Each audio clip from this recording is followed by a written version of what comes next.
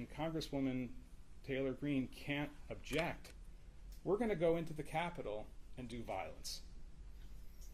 I have no idea. I don't know anything about this. And that term 1776 is the way Mr. Alexander was conveying that to his listeners or his readers. I have no idea. Again, I don't know anything about this. I've never seen it before.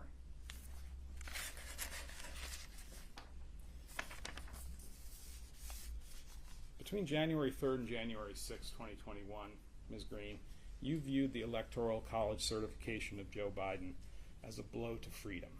Is that fair? I viewed it as we needed to object because there was so much evidence and so many people had signed their name. Thousands of people had signed their name on affidavits saying they witnessed voter fraud. And that meant something to me because I care about the people and I care about their votes and I care about our election integrity. My question is whether you viewed it as a blow to freedom if the Electoral College certification of Joe Biden were completed. I don't agree with your wording. Okay. Because once freedom is gone, it doesn't come back by itself, right? I don't agree with your wording. The only way you can get freedom back is when it's earned with the price of blood. Those are your words, right? You're twisting my words and creating a narrative that you're trying to make. That's not my narrative. That's not what I said. Well, That's on not October what I meant. 27th, 2020, that's what you said and that's what you meant, right? I'm sorry. Yeah, on October 27th, 2020, when you did the interview with Mr. Dorr, when you said the only way to get freedoms back is when it's earned with blood, that's what you meant, right? Well, you showed a video that's chopped up that doesn't show even my full sentences. So no, I don't agree with what you're saying.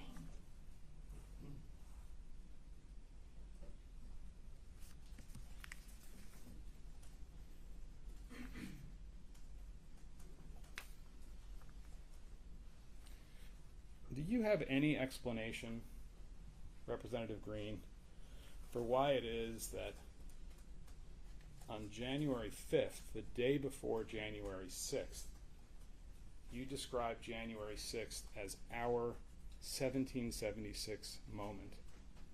I don't remember. Seeing this interview is the first time I've seen it in a long time. I don't remember. Now, prior to January 6, 2021, you spoke publicly on your Facebook page about the transfer of power that would occur on January 6th. You recall that? I don't recall. Okay. You said on a video on your Facebook page that the peaceful transfer of power ought not be allowed to occur. I don't recall. You said that the peaceful transfer of power cannot be allowed to occur because Joe Biden didn't win the 2020 election, right? I don't recall. Let's go to the videotape. Can we start with... So it's probably best if I explain this. There are two versions of this, and I'm going to ask about both of them. And you can tell me if you think they've been chopped up in any way. They have been chopped up, that's true. But you'll tell me whether you were misinterpreted, okay? The first one is PX 66.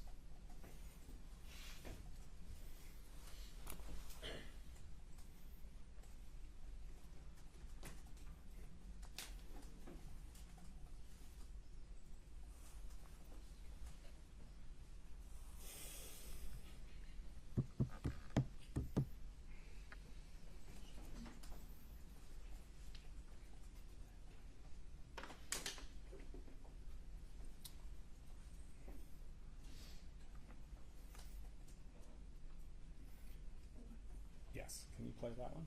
Okay, just a second. What's the date and the source of the video? The source is, it was something, Ms. Greene's Facebook page is not available. This is something that was captured by someone else and posted on another Facebook page. Where it says it's from her Facebook page?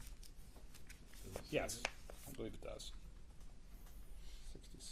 66 has been admitted, Your Honor, into evidence. And Yeah, what's it's the been admitted for what it's worth, so go ahead. Yeah, and what is the date? We're going to ask your client that, Mr. Bob. Okay, you don't know. Okay.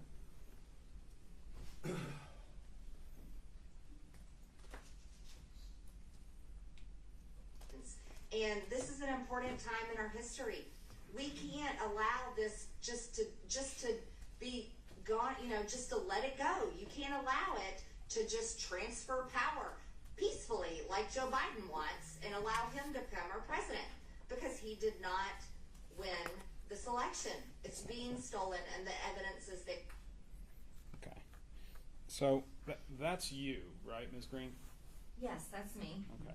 And when you say we can't allow it, we can't just let it go, the it in that phrase is to have Joe Biden declared the winner of the 2020 presidential election. You are showing a video where it doesn't give us any reference beforehand and it doesn't give us any reference afterwards. So it's not really my complete, it's hard to get an understanding of what I was saying. Okay, so your answer is you don't know what you're referring to.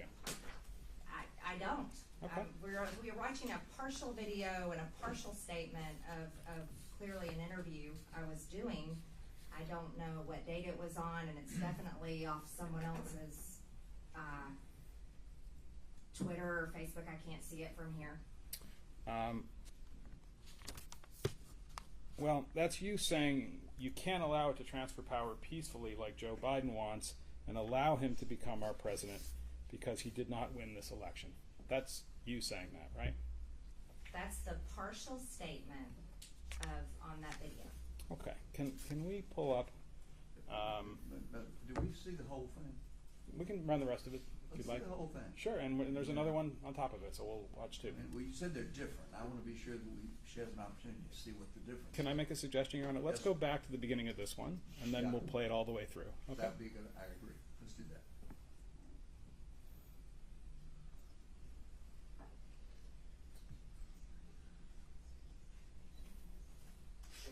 And this is an important time in our history.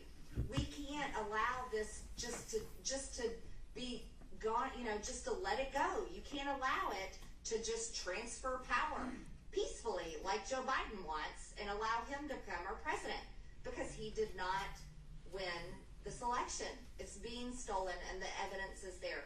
The mainstream media for 4 years talked about Russian collusion, conspiracy theories, and lies, and demanded investigations nonstop into Russian collusion. Nonstop. But yet they refused to. And this is an important time in our history. Is that where it ended? It just sort of cut off there. Okay, let's show the witness PX 12.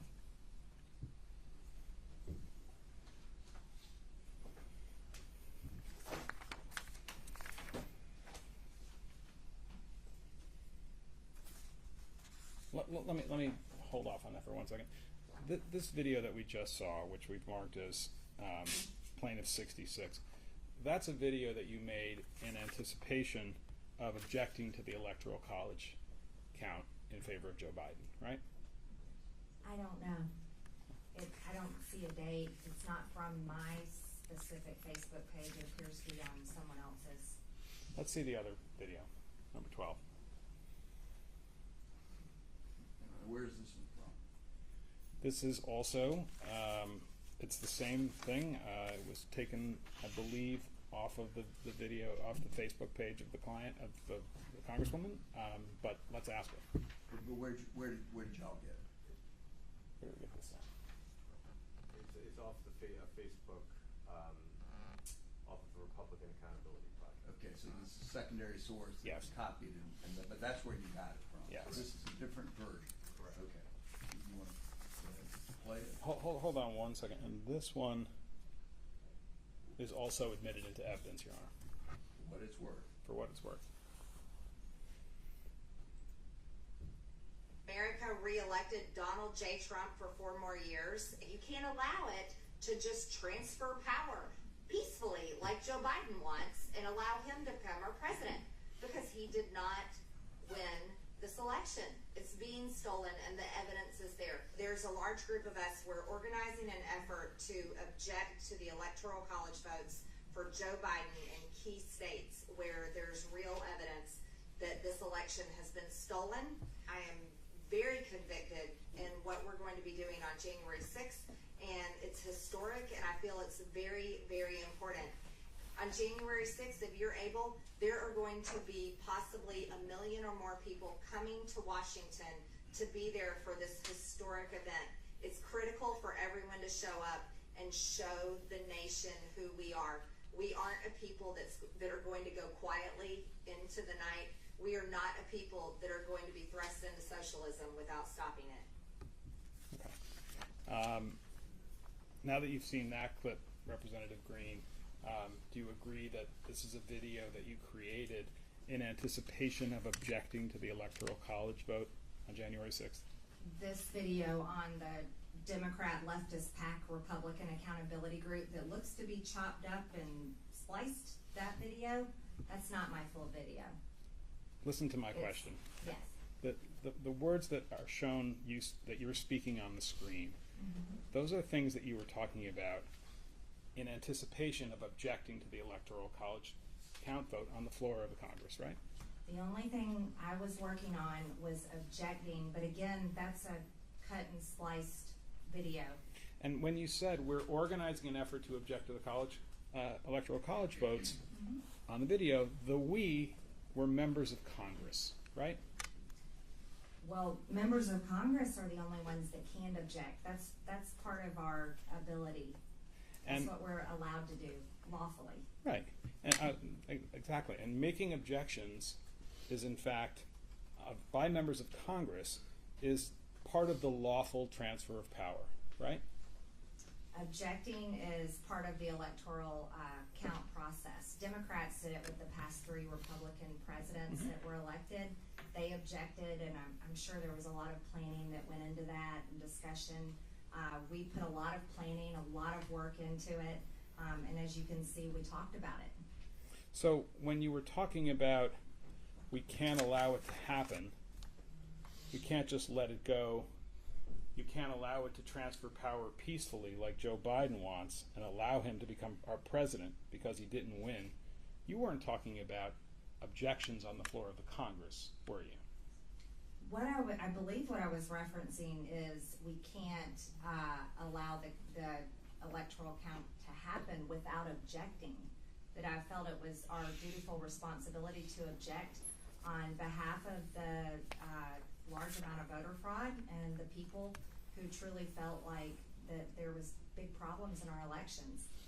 And you're testifying under oath that that's what you meant when you said you can't allow it to transfer power peacefully like Joe Biden wants and allow him to become our president. But that was a reference to debates on the floor.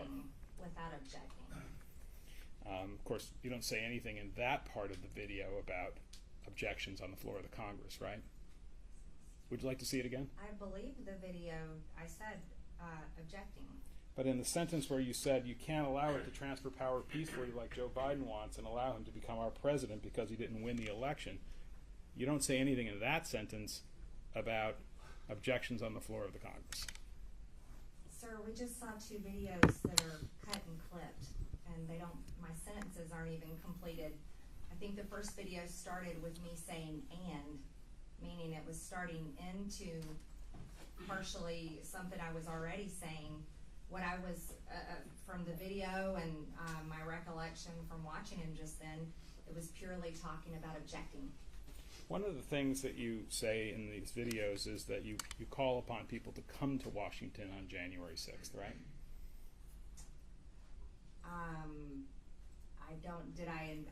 I don't remember every single word that we just watched. Let's look at it again. I think P12 is the one that includes that.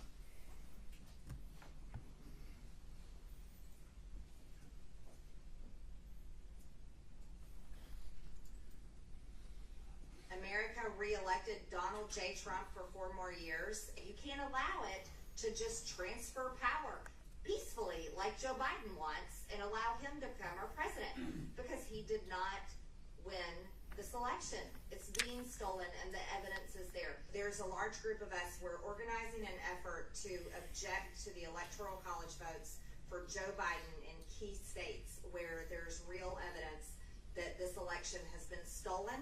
I am very convicted in what we're going to be doing on January 6th, and it's historic, and I feel it's very, very important.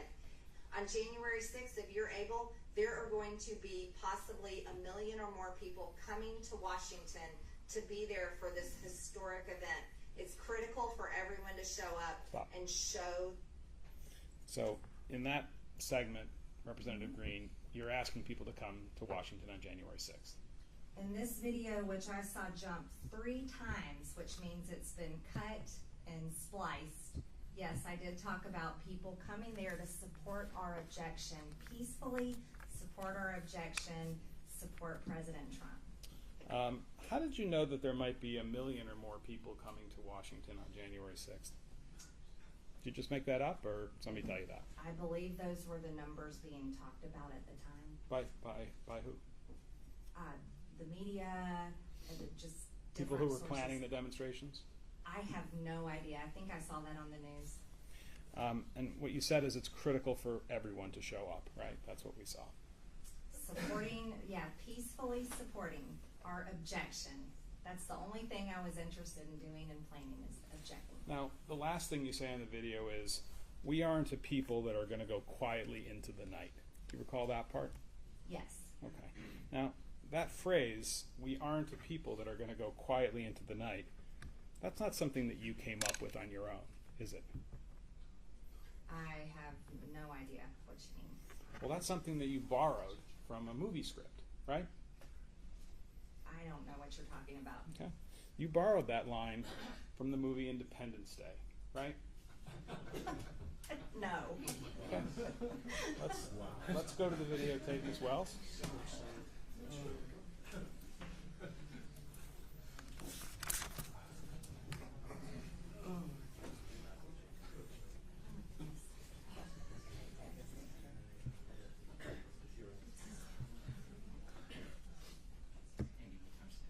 Oh, the timestamp is 108 to 144.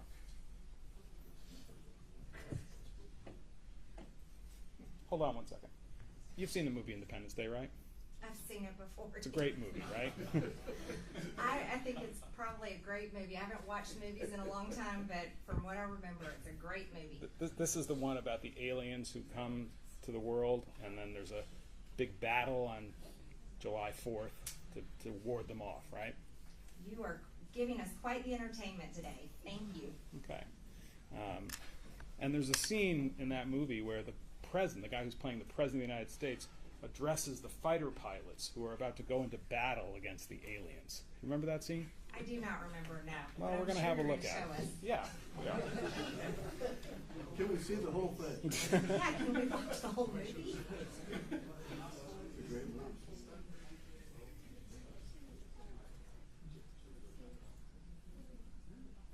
We're fighting for our right to live, to exist. And should we win the day, the 4th of July will no longer be known as an American holiday, but as the day when the world declared in one voice, we will not go quietly into the night. We will not vanish without a fight. We're going to live on. We're going to survive. Today, we celebrate our Independence Day. Great scene, right? Yeah, that was a great scene. And the phrase that the actor uses there is, we will not go quietly into the night. You heard that. Heard it just now, yes. And that's the exact phrase that you use in the video that we saw that was the previous example. We aren't a people that are going to go quietly into the night. I don't view courtrooms and politics as Hollywood like you do. That is not the first person, I'm sure, that said that and won't be the last. And I don't recall getting any inspiration from this Hollywood movie like you're suggesting. So you were not communicating in referencing that film that January 6th was going to be a new kind of Independence Day. All I was talking about is objecting and standing up for people's votes in our elections. By the way, Independence Day is July 4th, right? Yes. It's July 4th of 1776, right? That's right.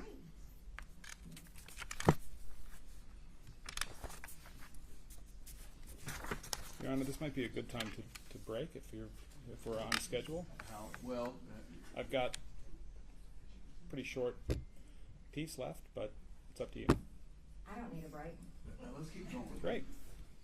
Again, I mean, if we're talking, 30 minutes, we're talking 2 hours. Yeah, no, I don't think it's 2 hours. Ms. Greene, did you advocate to President Trump to impose martial law as a way to remain in power? I don't recall. Yeah, so you're not denying you did it, you just don't remember. I don't remember. Okay.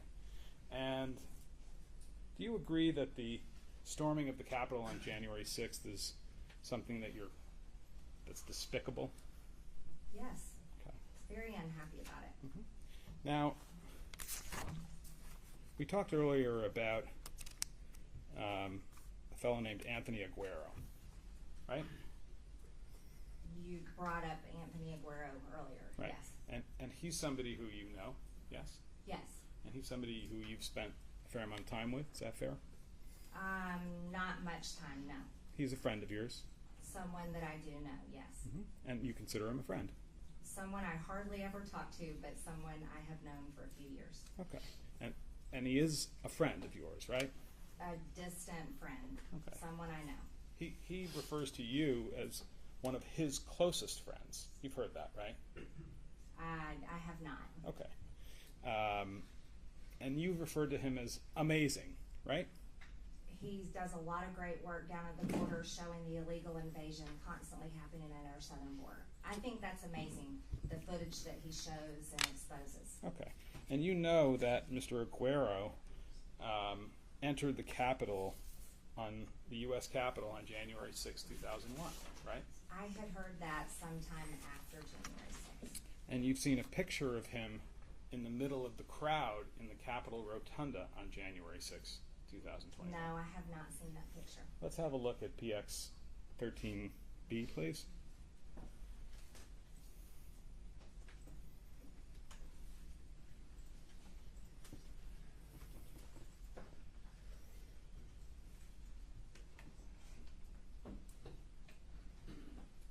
Make that a little bit bigger.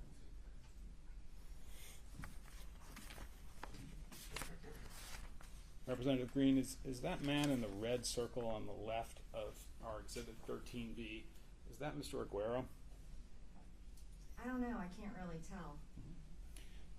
If I told you that it was reported that that was Mr. Aguero and that he acknowledged that publicly, would that help you discern that that's who that is? I don't really buy a whole lot of what you say. You've been using CNN and Mother Jones and other terrible sources as your sources and showing Hollywood movies. So, but that's what you're trying to say now, but I don't know if that's him or not. I'm just asking whether if I suggested to you that he's acknowledged publicly that that's him in the Capitol Rotunda, would that help you identify him as your friend, Mr. Aguero? I don't see your evidence of him acknowledging that that's him. Okay.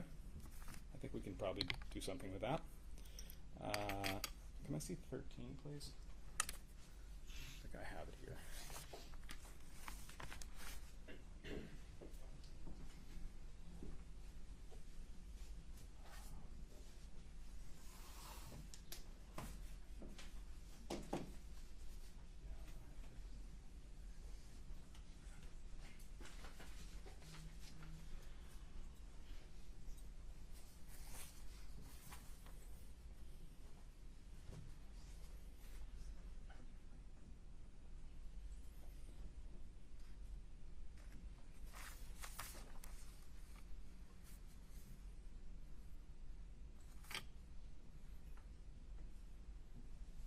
If I showed you something from CNN, you probably wouldn't accept it as authentic, would you? I think we've established that today. We'll move on.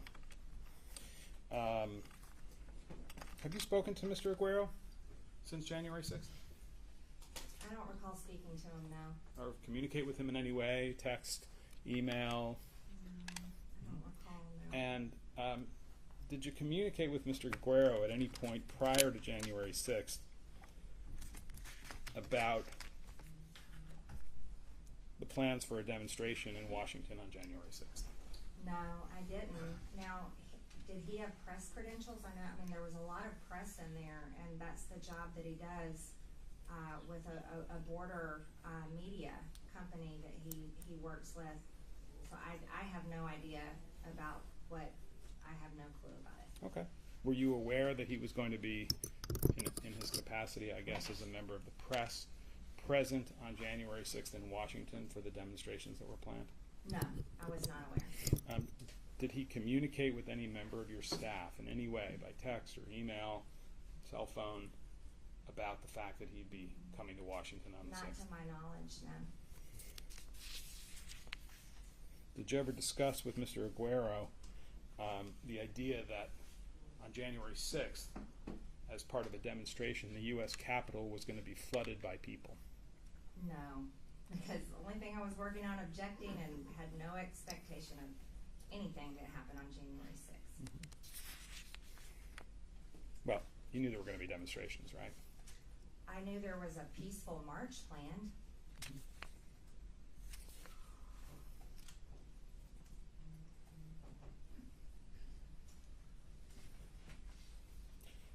On January 6th itself, were you in contact with anyone who was involved in what you describe as the peaceful march that occurred that day? No, Was anybody from your staff, your congressional staff, or your campaign staff in touch by cell phone, text, email, with anybody who was involved in the day's demonstrations? not of my knowledge.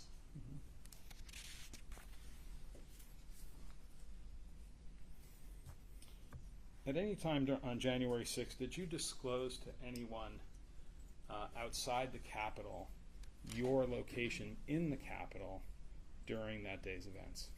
I texted my family and told them I was safe. Okay. Anybody other than family? No.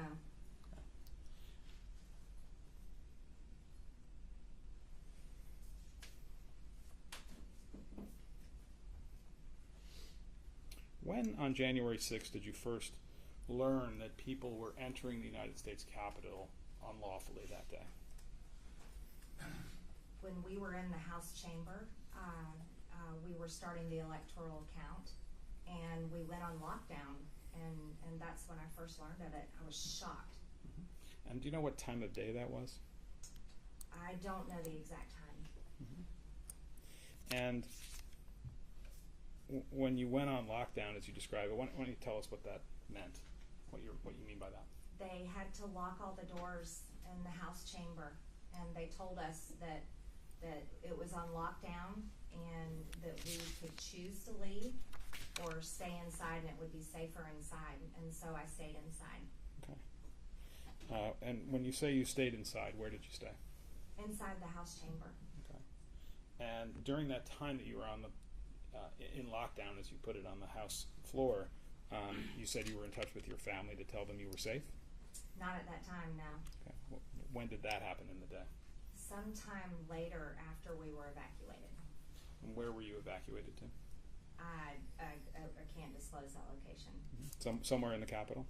Mm-hmm. And when you were in that other location in the Capitol, I presume that would be a secure location, is that right? Yes. Did you have any communication, either by phone, by text, some other way, with anybody who was outside the room, outside the secure location you were in, other than your family? Not that I recall, no.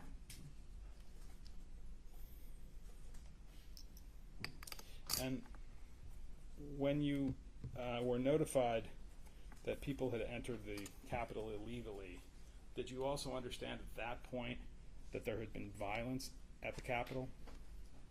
I only knew what I was told. I'd heard a gunshot. We all heard it. And we were so confused. We thought Antifa was breaking in, or BLM, because of those were the riots that had gone on and on all throughout 2020, day in and day out. Just horrible riots all over the country, and that was the only thing that made sense to most of us. What do you mean by BLM? BLM rioters. Is that an acronym for something? Black Lives Matter rioters. Mm-hmm. That rioters that were attending the Black Lives Matter protest. To your knowledge, has anybody connected with the Black Lives Matter movement or the Antifa movement, as you say, been subject to arrest or charge in connection with the January 6th events? I don't know, actually. I know they were arrested all over the country much through 2020, and over 95% of them had their charges dropped, unlike January 6 rioters that are still in jail. Some of them. Your Honor, Retrial. could I have a few moments to consult, and then I think I may be done. Sure, just, yeah, we don't need a break, do we? 5 minutes would be You great. want a 5-minute break? Well, if y'all wanna step out, that might be easy for Yeah, everybody else. I think there's a room next door. That spares everybody having to go and come. You wanna step down, stretch your legs, feel free to do so. No, I'm doing fine. Oh, absolutely. How are you? I'll get through the day, it'll be fine.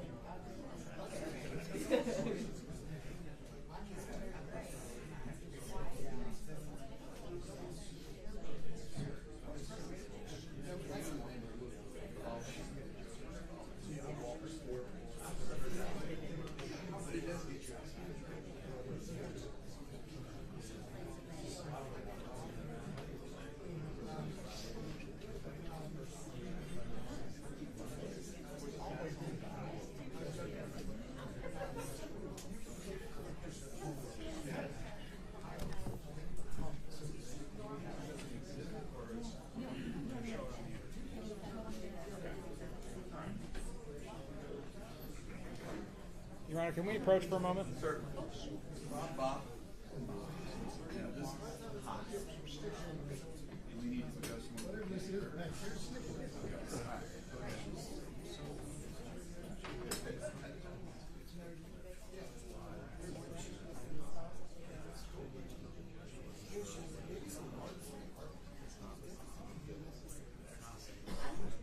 I mean, the same video? The one that we've seen, the two different versions of?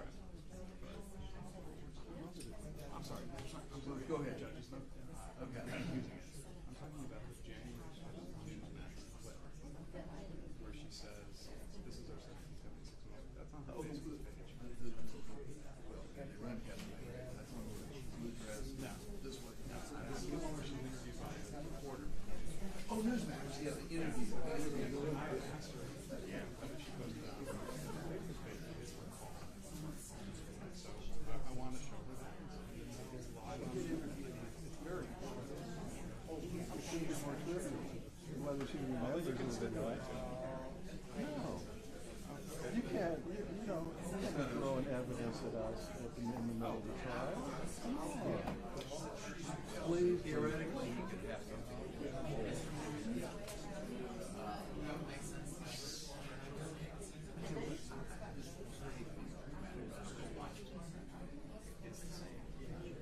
It's the same. Why do we need this? Because it shows that it's posted on the Facebook page. That's the only difference.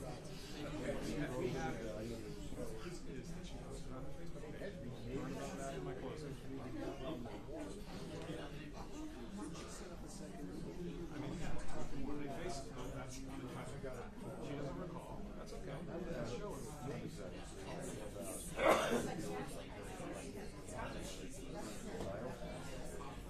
Well, so the only question we're trying to establish is that video is posted. Well, I can count it.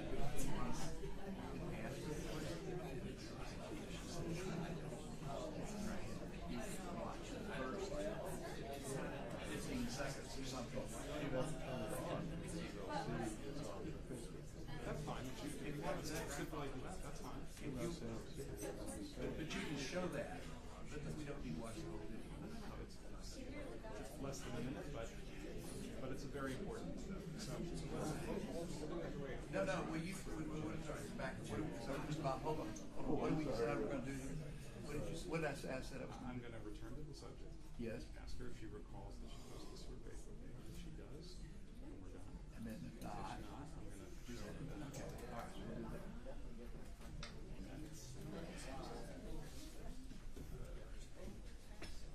Bear with us. I'll do it. Okay, I got you. I need to get my notes on that.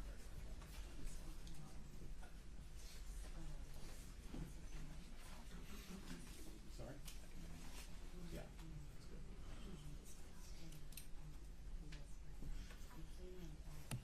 Thank you for your patience, Representative Greene, Your Honor.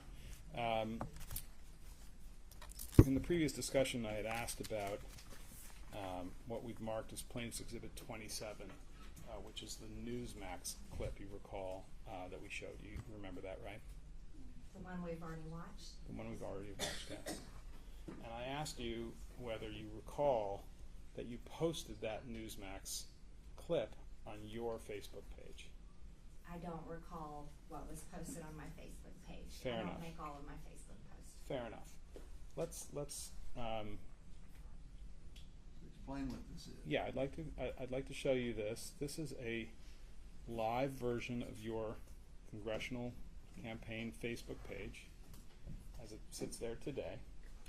And what we have is the clip that we had separated in the previous testimony. And I'd like to play that for you just to see if you will acknowledge that that clip is now available on your Facebook page.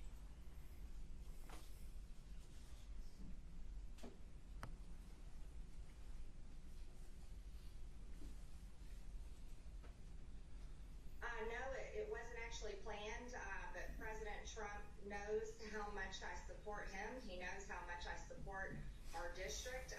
Georgia's 14th district, and so I was happy to go up there and encourage our voters to get out and vote. We can't allow our two Republican senators lose their seats to two radical socialist Democrats. So I was excited to get up there and also cheer on Senator Kelly Loeffler for announcing last night that she'll be objecting to this fraudulent stolen election tomorrow on January 6th. And I'm very excited that both of us women representing Georgians will be fighting for President Trump and fighting for the integrity of our elections tomorrow. What is your plan tomorrow? How do you plan to handle what could possibly go down in this joint session of Congress tomorrow? What are you prepared for? Well, I'll echo the words of many of my colleagues as we were just meeting together in our GOP conference meeting this morning. This is our 1776 moment. Ms. Greene, that's up on your Facebook page today, right? If that's there, then yes, it's on there. Right. And that's been posted since January 5th, 2021, correct? I didn't post it, but if that's when it was posted, then that's when it was posted. And things that are posted on your Facebook page are posted with your authorization and permission, right? I do not view things that are posted before they're posted. That wasn't my question. My question was, if it was posted on your page, that's something that you authorized and permitted, whether you viewed it in advance or not. I think if I'm authorizing, I would view it in advance before it's posted. Well, no one put that up on your Facebook page without authorization from you in some sense, right? I don't recall authorizing, but you have to understand, as a member of Congress, we have staff and many people that post interviews and so forth on our social media for us. If we could make it a little bit larger, if you look in the top right, you'll see there's a message, Ms. Greene. I don't know if we can make that larger. January 5th, 2021. That's a comment that you posted on your own Facebook page. This is our 1776 moment, right? That is my campaign Facebook page. Right. And that was posted up, as it says, on January 5th, 2021, correct? That's what it says. Okay. I'll ask about a couple of other things. Prior to the inauguration in 2021, did you advocate for martial law with the President of the United States? I don't President recall. Trump? I don't recall. You know President Trump, right? Yes. Yeah, he's supported you politically, right? Yes. And obviously a very important person in general, right? Yes. And 45th President of the United States. and you've had a number of meetings with him, right? Yes. And you had meetings with him between the election in 2020 and January 20th of 2021, right? Yes. And in those meetings, you discussed with him your advocacy for the idea that there should be martial law declared in the United States. No, I don't recall ever discussing that. Well, are you saying it didn't happen, or are you saying you don't recall one way or the other? I don't recall ever discussing that. Okay. Did you discuss that topic, the idea that there should be martial law declared in the United States prior to the inauguration of President Biden? Your Honor, I'm going to have to With- object. I actually represent the President of the United States, and that's covered by executive privilege. She can't get into any of this conversation. Executive privilege. She's not a member of the executive, and this council is here on her behalf, not on Mr. Trump's behalf, unless there's something I missed. It's not a proper objection, Your Honor. I'm sorry, I got flustered. What was the question again? The question was whether, prior to the inauguration of Joe Biden, Ms. Greene, whether you ever advocated for martial law to be imposed in a conversation with the Chief of Staff of the then President of the United States, Mr. Trump. You can answer the question. I don't recall. Did you ever advocate for martial law prior to the inauguration of Mr. Biden with any member of the White House staff that was part of the Trump administration? I don't recall. Are you aware of any other elected congressional representatives advocating for martial law to stop the peaceful transfer of power before the inauguration of Mr. Biden? I don't remember. Okay. Do you regard the people who were arrested and charged in connection with the January 6th events as patriots? I don't think them being arrested and charged on January 6th affects the fact that they're patriots or not. Right, so you do regard them as patriots. Yeah, some of them are veterans, yes, some of them definitely are patriots. Okay. Can we have PX 60 and PX 40? Sorry. Which yeah. one's this? TX?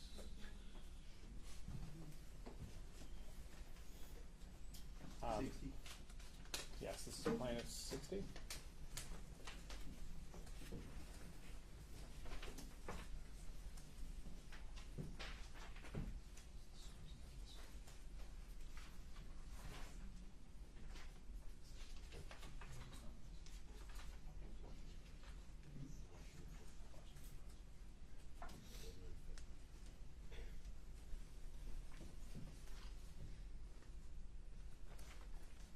Ms. Greene, I've placed in front of you what we've marked as Petitioner's Exhibit 60, which is a story that appeared in the Washington Post on January 5th, 2021. Did you read that story in the Washington Post? I don't think I've read this one. Okay. Do you recall hearing that the Washington, prior to January 6th, did you recall hearing that the Washington Post was reporting that there were concerns that there were going to be violence and there was going to be violence in Washington on January 6th?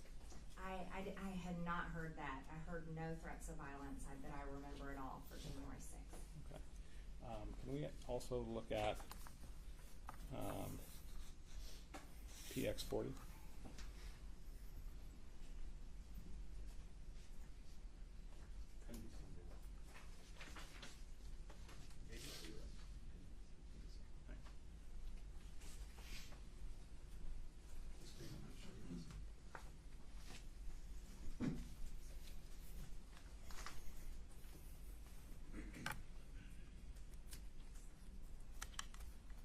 Ms. Greene, I placed before you a January 5th, 2021 article entitled "Violent Threats Ripple Through Far-Right Internet Forums Ahead of Protest." This is an article that appeared in NBC News on the 5th. Do you recall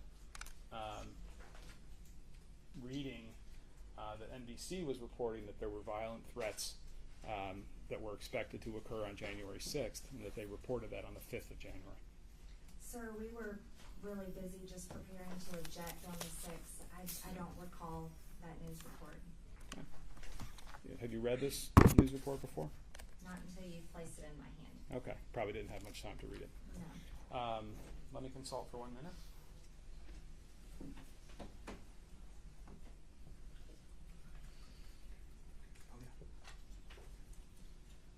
One last thing, Ms. Greene. You told us early in the day that you were suspended from your Twitter account or permanently taken off Twitter. Is that right? Permanently banned. Banned. You're not banned from Facebook, though, right? No. And we saw your live Facebook page just a couple of minutes ago, right? You pulled that up. Yes, you did. Right. And on your Facebook page, you have directed that certain videos be removed from the Facebook page, right? I don't recall. One of the videos that you had removed was the one from February of 2019, where it talked about a sea of people and flooding the Capitol and violence in the Capitol in connection with the Fund the Wall matter, right? I don't know what you're referring to. You had your staff take that one down, didn't you? I don't know what you're referring to. Facebook never ordered you to take any video off your Facebook page, did they? I don't recall. I have nothing further, Your Honor. You wanna proceed? I mean, Sure. you need a break? Y'all Oh, no. okay? I'm doing great. Okay, as long as, again, I don't think you're It ready. will not take long, and I assume we can have a break to get ready for a final argument. Yeah, that'd be perfect. Thank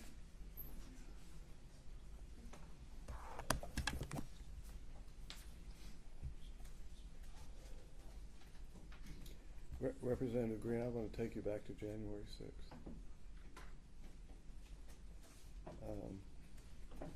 you've already testified that that you were on lockdown in the House chambers, and I'm sorry. I just need Mr. Bobby to speak up a little bit. Oh, you need to I'm speak having a up, hard I'm time. sorry. Thank you. you've already testified that you were on lockdown in the House chambers, Yes. and did you have an opportunity to do a video Yes. and a tweet accompanying that video? Yes. And about what time did that occur on January 6th? I believe it was around 2:30 in the afternoon. And where were you when the video was when you took the video?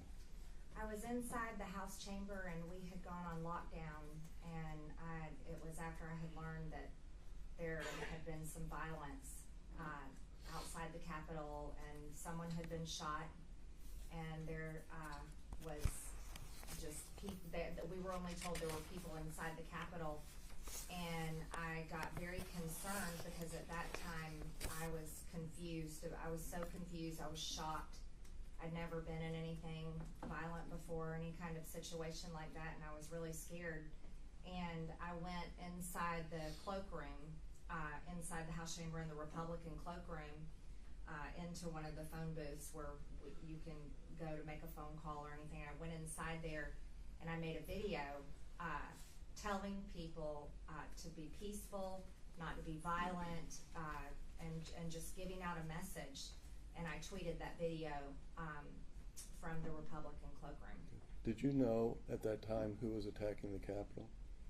No, I didn't know. There was people were saying different things. We mostly thought that it was Antifa dressed up as Trump supporters. That was the first thing we were told. We had no idea. I was in the cloakroom, couldn't see the news. I just knew that we were on lockdown, and they said, by that point, they said, you cannot leave. You have to stay in here. I'll show you what's marked as R1. It's the tweet, and I don't know. I think we just have the video on electronically. This has already been admitted. Yeah. Right.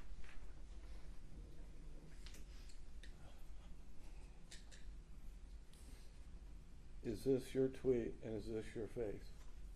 Yes. And for, did you say in this tweet, a message from the Capitol? Be safe, be smart, be peaceful, obey the laws. This is not a time for violence. This is a time to support President Trump and support election integrity. God bless. Yes. Would you show the video, please? R1. Somebody got that set up. I don't see Devin. He was setting it up from yesterday.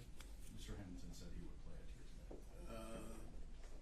Dominic, wait a second, sorry.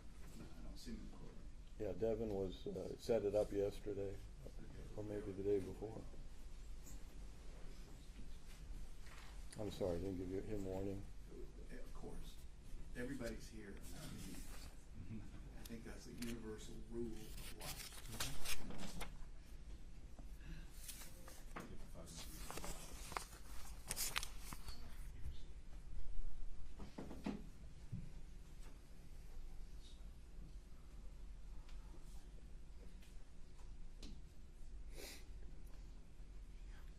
We had a thumb drive delivered, Your Honor, yesterday, the day before. I know. Again, I apologize. Technology. Yeah. I'm sure that these are that. I mean, I have. This may be it. I have. That's it. Is that it? I mean, I guess it's safe. It's been in my custody. We're gonna. Again, I don't know where he is, and you do not want to be touching the computer. I can assure you.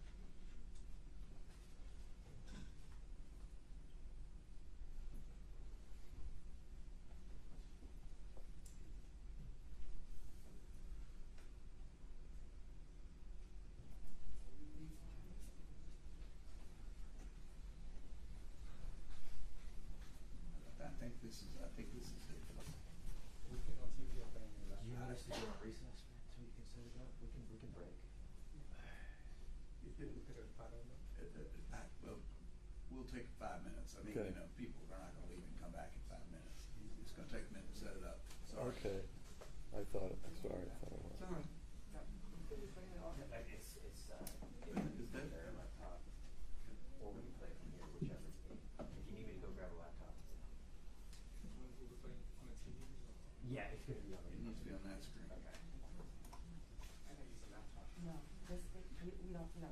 Okay, so it needs to, their laptop needs to be disconnected from that? Right. Yeah, so we just need to disconnect it from the display.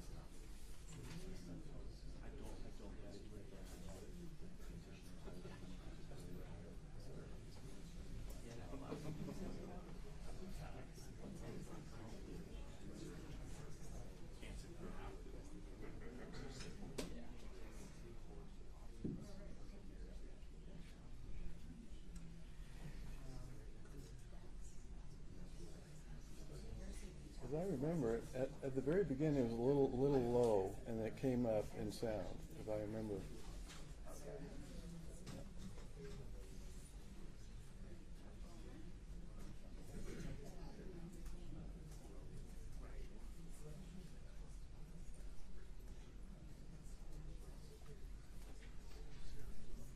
Maybe not. Yeah, I saw that discussion on TV. I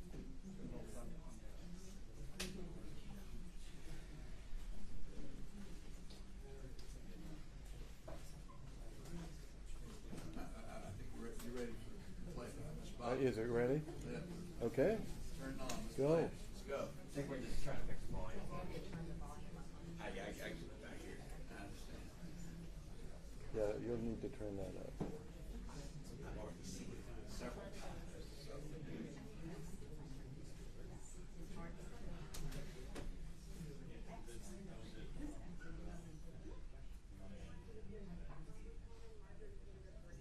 Can you turn the sound up maximum, please? Just letting you know for all the great people, wonderful Americans, Quiet in the for courtroom. President Trump, that are here in Washington, start it over, D.C. please? today. Today is a time to support your president, and just know Start over again. Congresswoman Marjorie Taylor Greene. I am sending out a message to you all, just letting you know for all the great people, wonderful Americans who support President Trump, that are here in Washington, D.C. today. Today is a time to support your president, and just know that we're fighting for you here in the Capitol, in Congress, fighting for your vote and fighting for President Trump. So I urge you to remain calm. I urge you to have a peaceful protest. Make sure that everyone is safe and protected, and let's do this in a peaceful manner. This is not a time for violence. This is a time to support President Trump, support our election integrity, and support this important process that we're going through in Congress, where we're allowed to object. So this is very important. So I urge you to stay calm, be the great American people that I know you are, and just know that we're in here fighting for you. So God bless everyone. Be careful, be safe, and be smart, and obey the laws. Thank you very much. Representative Greene, is that you? Yes. As I look at your face and hear your voice, I think you're scared. Objection. This is not for Mr. Bopp to testify about his feelings. What was your feelings at that time? I was scared. I was very scared. I was concerned. I was shocked, absolutely shocked. Every time I said we're going to fight, it was all about objecting. And to me, that was the most important process of the day. And I had no idea what was going on, and I just didn't want anyone to get hurt. I didn't want to see anything terrible happen. And it was very upsetting. I was very, very upset when I made that video. And you've been on the stand for several hours here during direct examination, and they showed you multiple tweets and multiple videos. Did they show you that video? No, they didn't show that one or all the other social media posts that have been made on my accounts that I have made, or videos I have made where I've always denounced violence, and all the videos I've said and speeches I've said of how upset I was about the riot on January 6th and how much I didn't like it and how much I was against it. And even when I went and visited the January 6th defendants, pretrial defendants in the DC jail, and I went there to see their conditions because we had heard horrible things about their Your Honor, treatment. I don't know what this is relevant to. I object. It's not relevant, but so I sustain, yes. In other words, cutting you off is going beyond the question. Thank you. Now, let me show you what's been admitted as R4.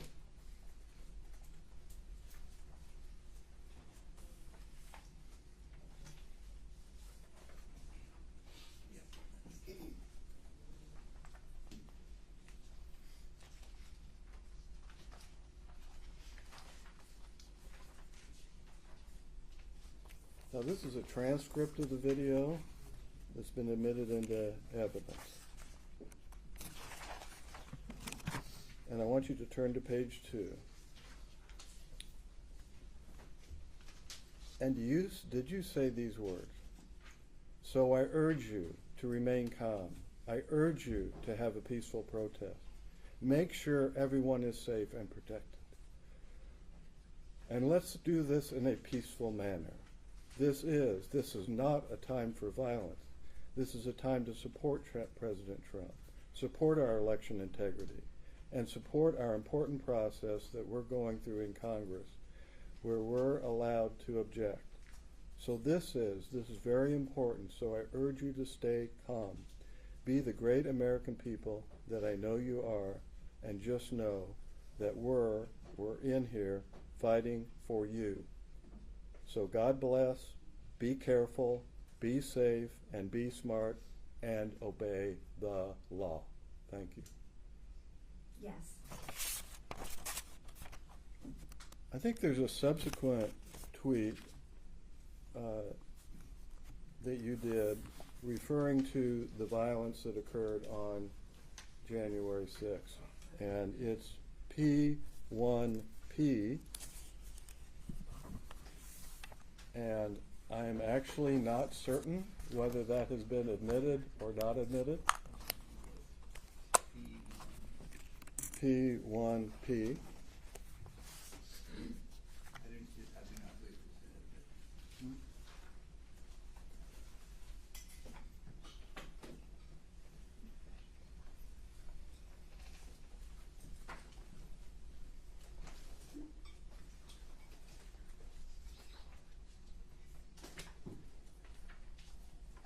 So, Representative Greene, did you tweet this tweet? If I know what I'm talking about. I don't remember, but I see it's my at MT Greene Twitter account. Okay.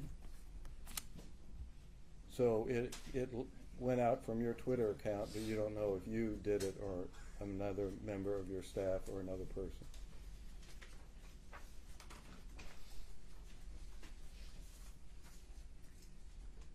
I can't recall exactly, but I think I tweeted this one. Okay. Now, this says, and this what the date is January 12th, is that correct? Yes. Okay. This tweet says, I proudly stand with Representative Mo Brooks and everything in his statement, which you link to later on.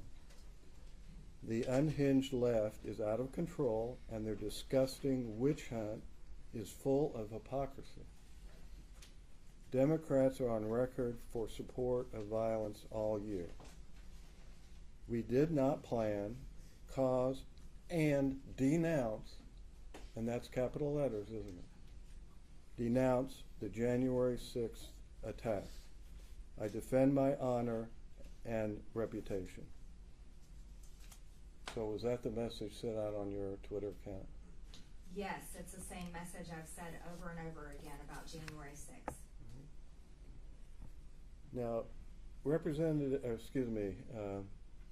FBI Director Christopher Wray testified before Congress soon after the attack. It was before the Senate on March 2nd, 2021. And this is R5, which has been admitted into evidence. And let me show you this.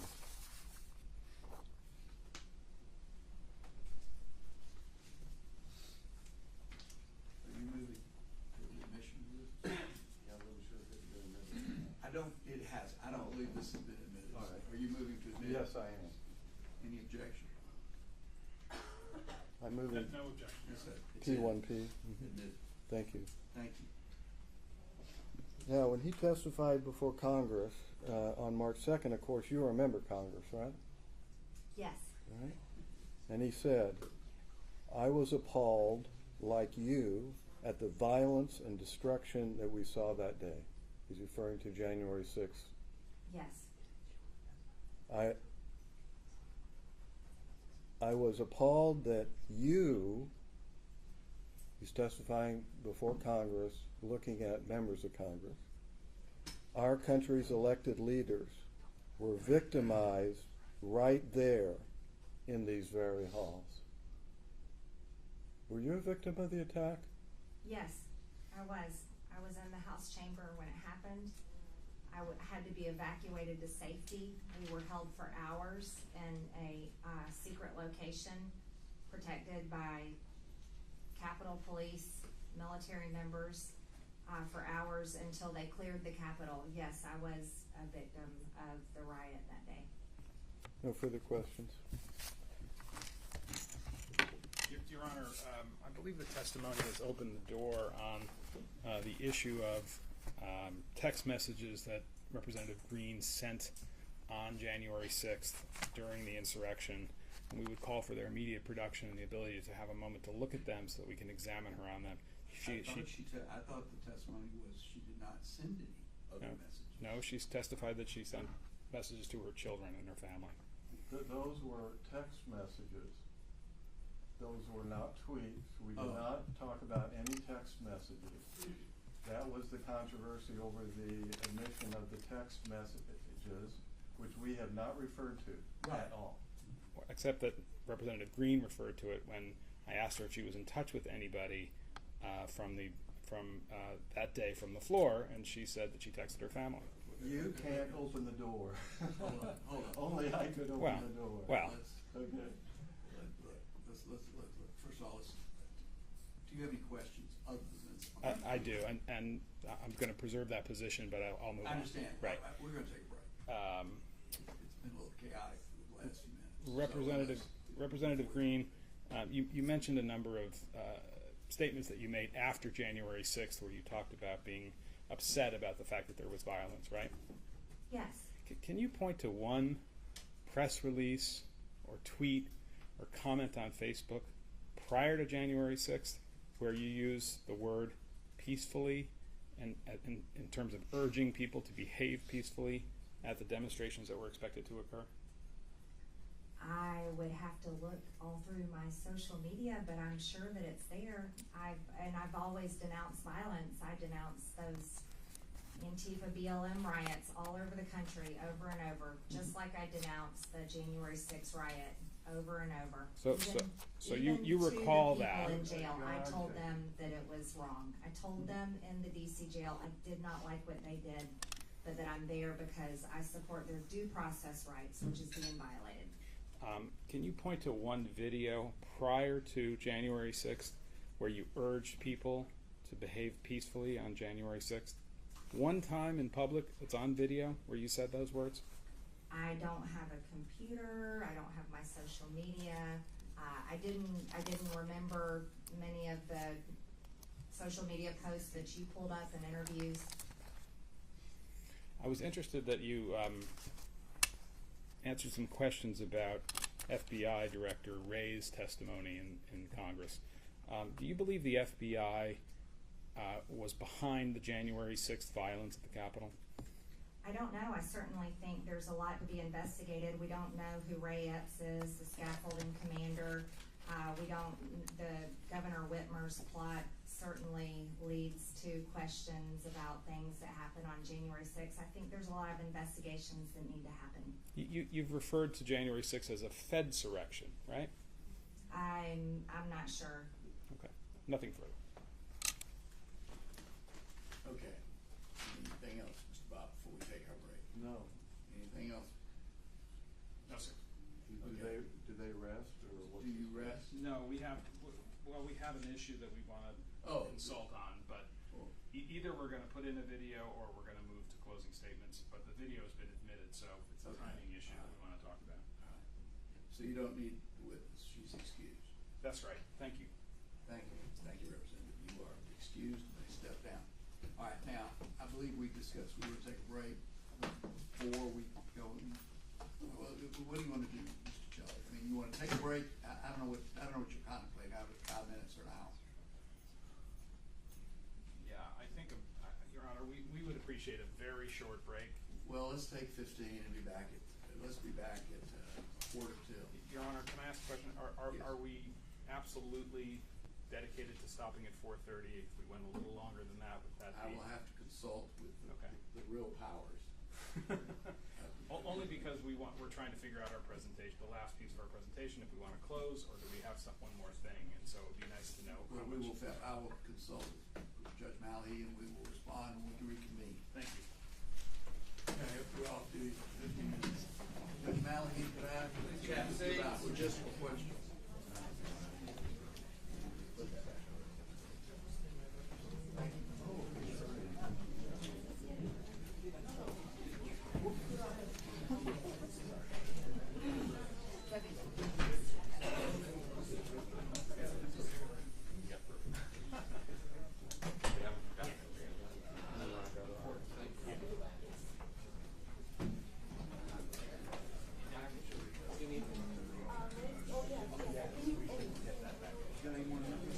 Y'all are good to exit. I'm gonna work on my file. Mr. Shelley, they just, we'll go, I'll tell them. Could y'all let Mr. Shelley know that we can go, we can go. Just, and, where's Mr. Bob? Mr. Bob? It's not from Mr. Bob? We can't go past 4:30.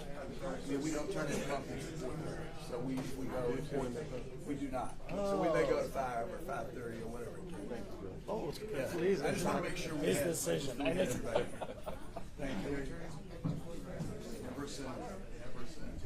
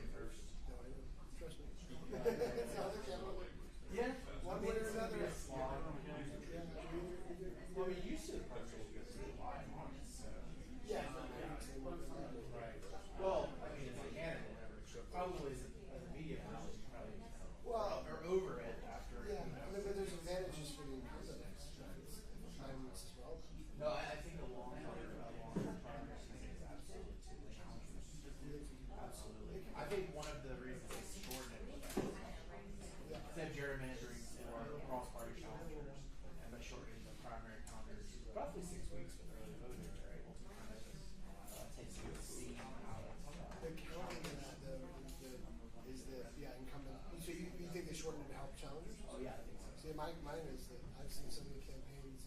I mean, it's just a process of voting. But I've seen so many challenger campaigns that have to immediately staff up, like right after. I suppose it takes you a week or two for that. I suppose if you are talking like a governor jury or something like that, where you've got a big staff that just eats hundreds of thousands of dollars, it probably can help in that way. But I think on county and state house, I think it's the opposite. Yeah. So I mean, at least on a big statewide race, you usually you're usually getting enough attention. Yeah. Anyway. You got a lot of situation. So your district is downtown Rome. Right. So most of the country. Yeah. So it used to be just the very center part of the county. She took in part of what used to be 14 more partial and Colton. So it does have a bit more of the county at this time. Yeah.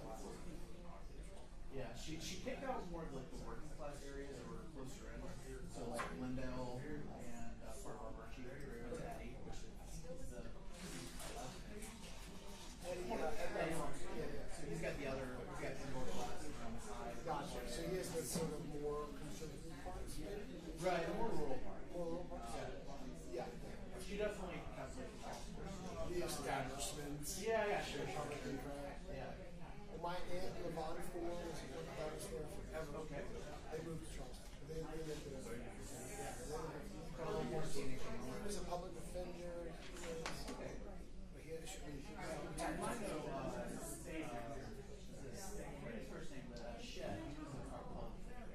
Yeah, I'm sure. I'd go up to go cover Republican events there, and I'd bump into him. He's on the road. So bumping into the Red Lobster. Right. You know, and I would have been a Republican. no, it was a Hunter Hill event at the Red Lobster. Okay. Yeah, and I was going. You never give us any love. He's a bad dude. Well, which one? It was the Hunter Hill Senate County Championship. Oh, another Hunter. So who's the Hunter? State Senator who? Bad guy. The guy in the state senate. Oh, you know, he's talking about the other Hunter. The other Hunter. Are they related? No.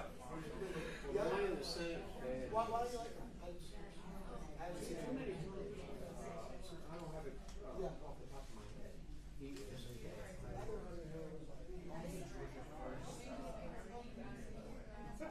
Which Hunter Hill? That Hunter Hill ran for governor. Yeah. Oh, because I guess that was his campaign show. Yeah.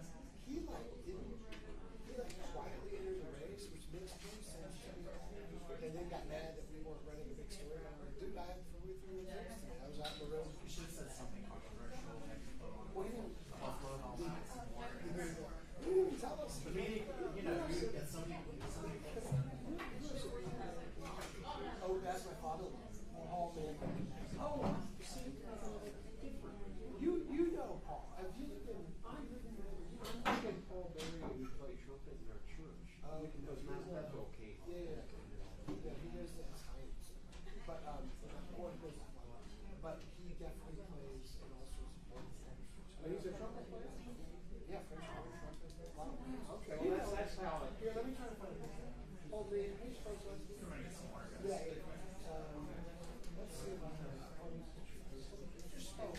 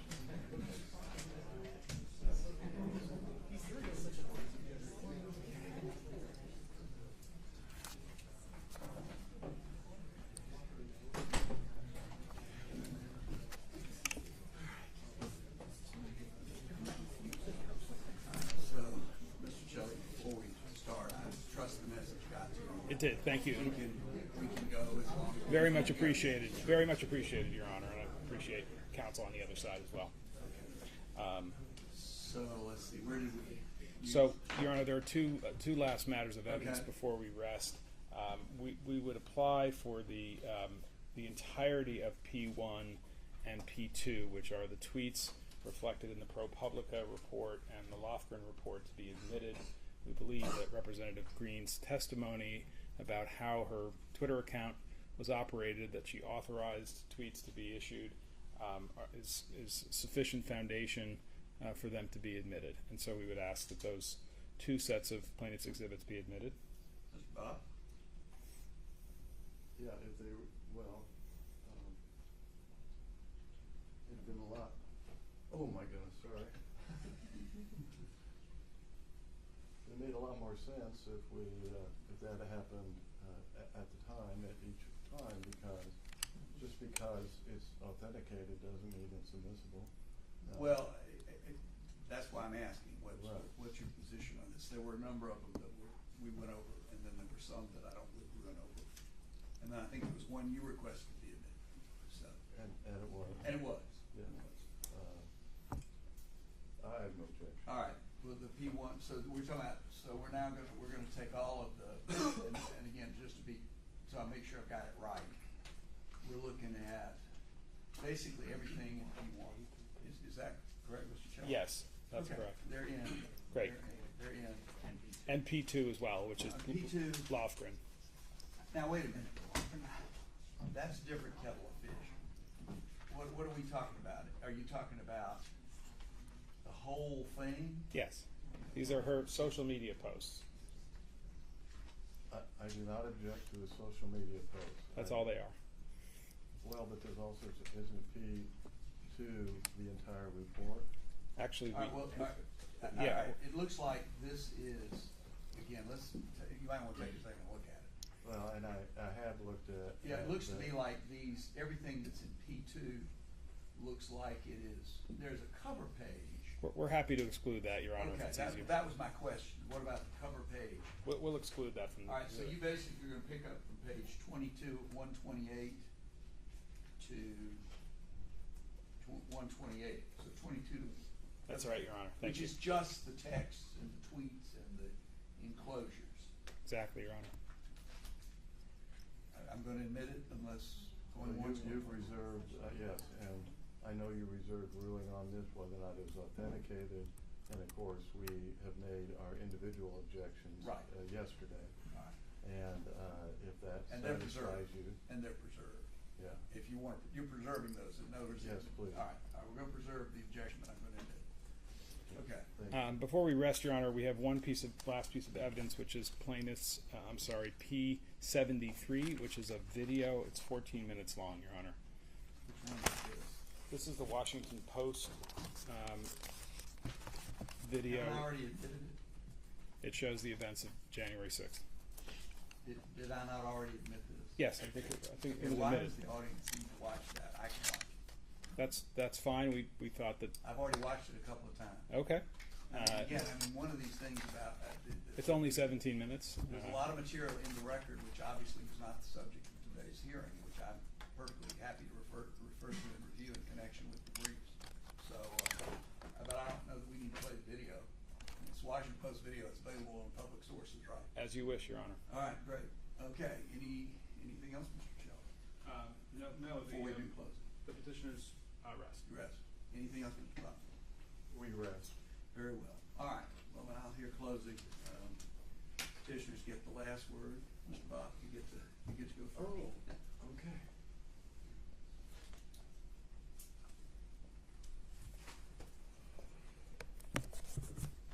Thank you, Your Honor. I again want to talk about the law, and then I'll talk about the evidence that has been submitted and whether or not that evidence meets the correct legal standards that we believe are applicable here. Of course, we enter procedure under North Carolina State Law 22-1-5, which permits Secretary of State to remove someone as a candidate for office if, one, they do not qualify as a candidate for office, or number two, if they are not eligible to take office, and in this case on January 3rd, 2023. Now, they assert a disqualification under Section 3, is that Representative Greene engaged in insurrection or rebellion after taking the oath of office on January 3rd, and I assume, even though they're not clear, on January 6th. Section 3 also provides that, quote, Congress may, by a vote of 2/3 of each house, remove such disability. In other words, remove the political disability of not being able to take office by taking the oath, which is the trigger. And they can do that at any time. You can see the wording of the last sentence is not time limited. In other words, it could have been done last week. It could be done next month. It could be done on January 3rd, 2023, when Representative Greene presents herself, and before she's sworn in, Congress could pass a statute under Section 3, the last sentence, and she would then be qualified to take office.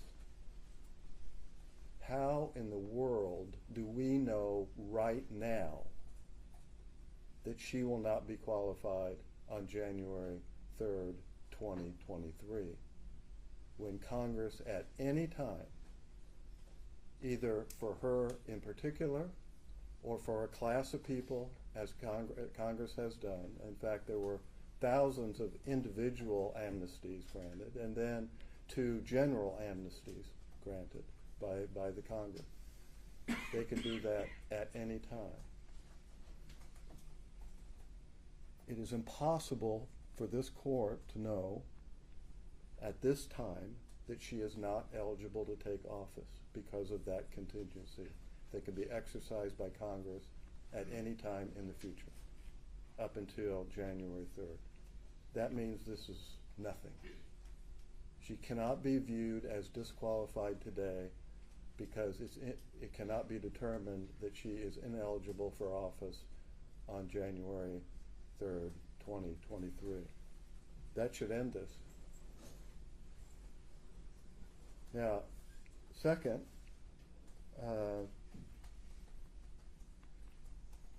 this has already happened. The amnesty has already been granted.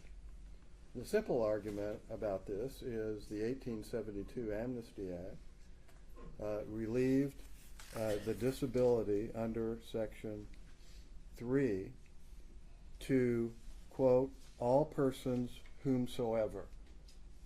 Representative Greene is a all persons whomsoever.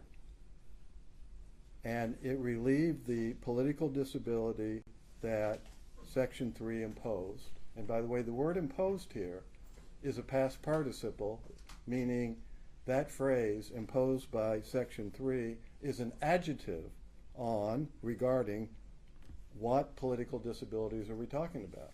Because absent that modifier of political disability, it could be you are a felon, you lost your civil rights, and we're giving you amnesty from the political disability that you cannot take office as a convicted felon.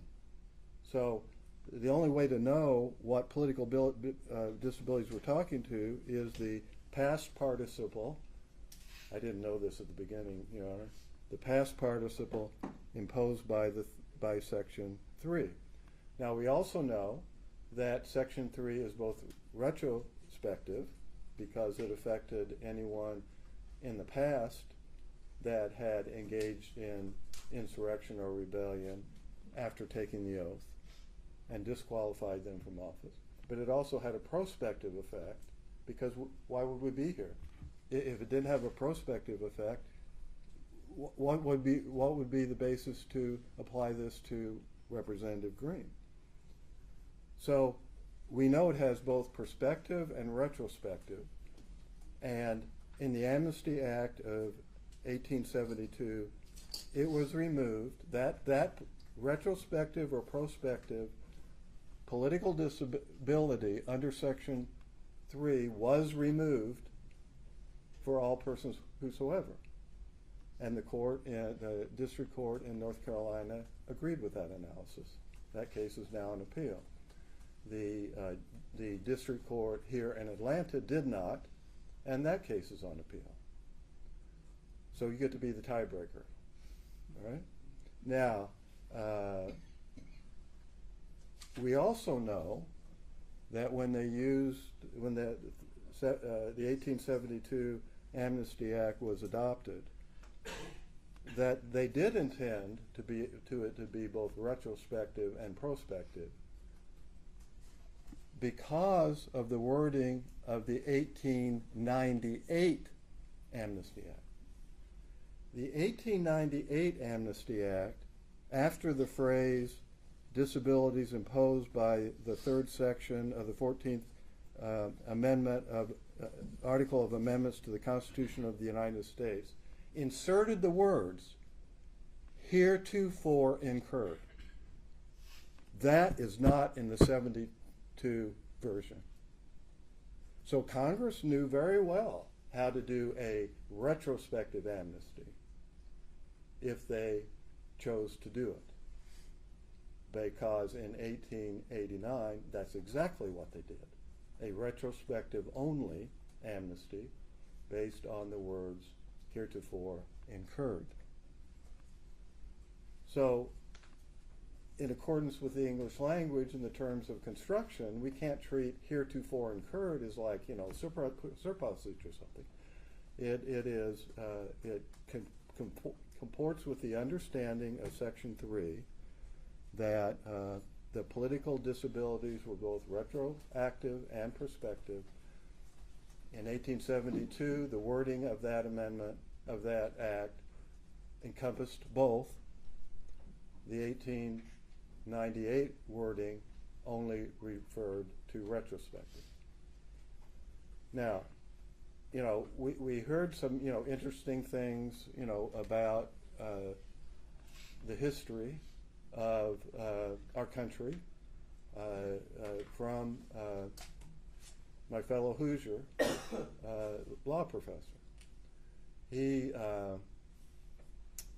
But he admitted that when Congress considered the 14th Amendment in Section 3, there was not a word about any other insurrection or rebellion other than the Civil War. And that means that history about Shays and about the Whiskey Rebellions, as interesting as they are, simply played no role. In other words, that was a historical occurrence. There is no evidence, even if we need to look at legislative history, no evidence that Congress considered that at all. So, I will soon be talking to you about what we do know about what they thought in 1867. But now,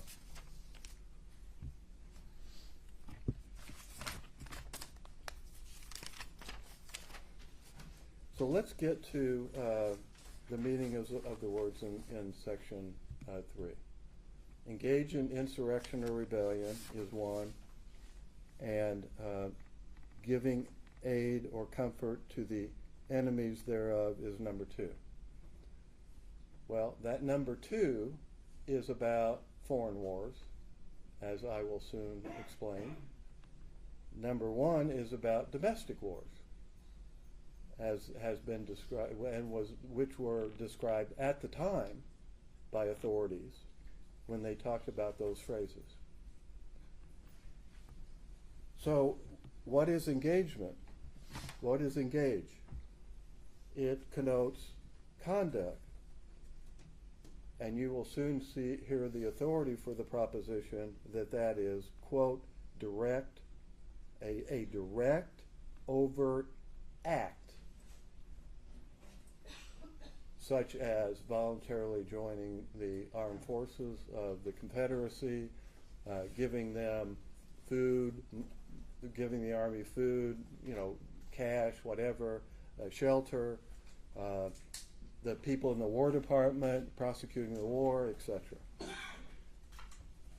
Now, there is not a single piece of evidence that any of those things occurred here with respect to Representative Greene.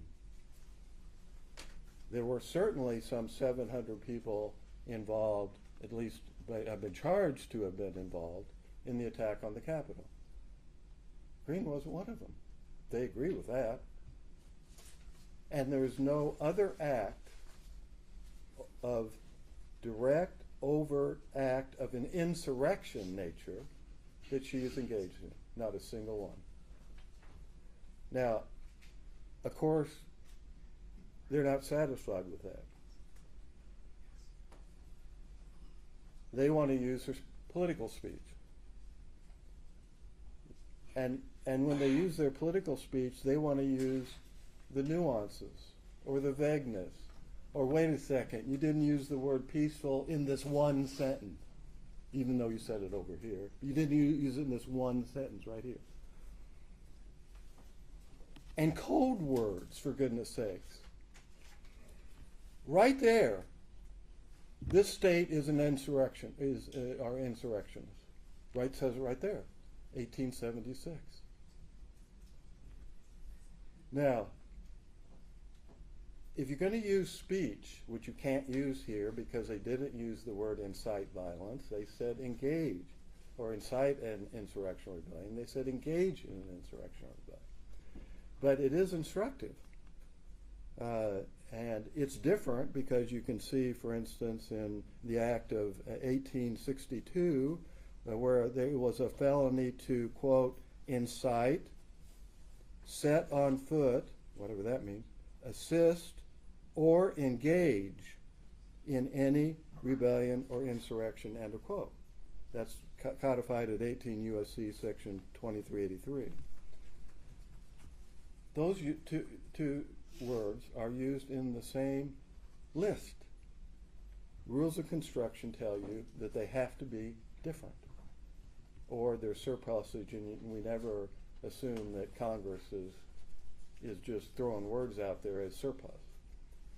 So they necessarily mean a different thing. Brandenburg defined incitement as requiring speech that, quote, directed or inciting or producing imminent, lawless action that is likely to incite or produce such, or that is likely to produce such action. Producing imminent, lawless action.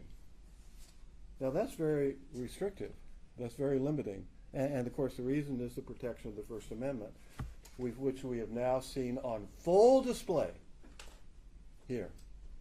Full display. The danger of construing words way beyond their meaning to allow political opponents to smear their opposition in a court of law. I know you've got, I understand the constraints Your Honor is under and the role that you play, and they have exploited that to the max. Well, what are the words that do not amount to insurrection? Well, we know there are words like that, or statements like that. Ku Klux Klan leader, quote, advocating the duty, necessity, or propriety of crime, sabotage, violence, or unlawful methods of terrorism as a means to accomplish industrial or political reform. And the court said, that's advocacy, that's not incitement of violence. a representative of the NAACP said, if we catch any of you going in any of them racist stores, we're going to break your damn neck, end of quote. That's in the NAACP case. That is advocacy, not incitement for violence. And a Vietnam War protester. We're taking the effing street again, end of quote. Not incitement for violence, but advocacy, protected by the First Amendment. So we know the kind of words that will be considered that. So what do we have from them? We have a rally. There is no evidence that there was anything but that was anything but a peaceful rally. And an accusation that she organized it, which she didn't. And while she, on a few occasions, urged people to go to it, she didn't even go to it herself and speak. And there was zero evidence that anything unlawful happened there. These kind of rallies happen in the Capitol of the United States numerous times every single year, on the ellipse. I attend one of them every year. And you know, guess what was one of the things they always say? And of course these are left-wing, right-wing, Democrats, Republicans, whatever. What do they always say? Well, once we're done here, go to the Capitol. Tell your representative, to vote for our issue. Okay? That, in their world, is calling for violence. When it is absolutely appropriate for people to go to the Capitol of the United States, to enter into it, it's absolutely lawful to do that, to go talk to their congressman, watch the House and Senate, whatever they might do. Flood the Capitol. It's a code word, I guess. Flood the Capitol. Then, well, what about this, Representative Greene? Did your staff take anyone on a tour of the Capitol between January 3rd and January 6th? Did any of you give any maps of the Capitol to anybody? What are they talking about? Congressmen do that every single day for their constituents. Is giving a tour or giving out a map some sort of code word, or to be viewed as what? Participating in a lawless riot? Oh, but 1776. Or what about Independence Day? Or how about talking about the Declaration of Independence? Or what about talking about the Revolutionary War for our independence? These are now code words for advocating a violent overthrow of the government of the United States. What an outrage. They want to hijack and cancel words like 1776, the Declaration of Independence, Independence Day, and the American Revolution. What about, oh no, defense of the Second Amendment? If you advocate for defense of the Second Amendment, you're in favor and in fact are engaging in the violent overthrow of the government of the United States. That's the implication, isn't it? Right? And of course, the Second Amendment says that the first part of it, a well-regulated militia, necessary for, a free republic or whatever. I don't remember exactly. Then the citizens have the right to keep and bear arms. So yes, there's a military application, if you will, the militia. I mean, the militia won this, was a major factor in winning our Revolutionary War. Many people who were in the Indiana militia fought in the Civil War. And they were able to do that because of the Second Amendment in many cases. So, advocating for the Second Amendment is now a code word for engaging in insurrection and rebellion against the United States. How about get our freedoms back? Getting our freedoms back. She said those words. Oh, my word. I mean, yes, people on the conservative side are concerned that the Biden administration is eroding our freedoms. I mean, we just got one back as a result of a federal judge, just like, 2 or 3 days ago. And so, yes, that is a concern about what will happen with the election of Biden, and it's proven to be the case. We have lost our freedoms, some of them. And to be concerned about that is quintessential political speech. Well, what about, they keep saying this, events of January 6th. So, what we're going to do is just mush them all together, right? They're all one thing, just mush them all together. Well, the First Amendment doesn't allow you to do that. What the First Amendment provides with respect to freedom of association, which is what a rally is, or under the First Amendment as an assembly, protected by the First Amendment, is that if you have a peaceful rally, which they had, there's no evidence otherwise, some people leave, as some people did, and went to the Capitol, and some of them committed an illegal act. This rally does not lose its First Amendment protection, because the actions of a few that show up in that situation are not, cannot be attributed to the organization itself, or who could ever have a rally? I mean, nobody can guarantee that somebody might show up, whether they be supporters of what the rally's about, or agent provocateurs, or whatever, and cause illegal acts to occur or violence. You can't. I mean, I've been to a rally with 500,000 people on the ellipse of the Capitol, and how do you guarantee that? And so, what?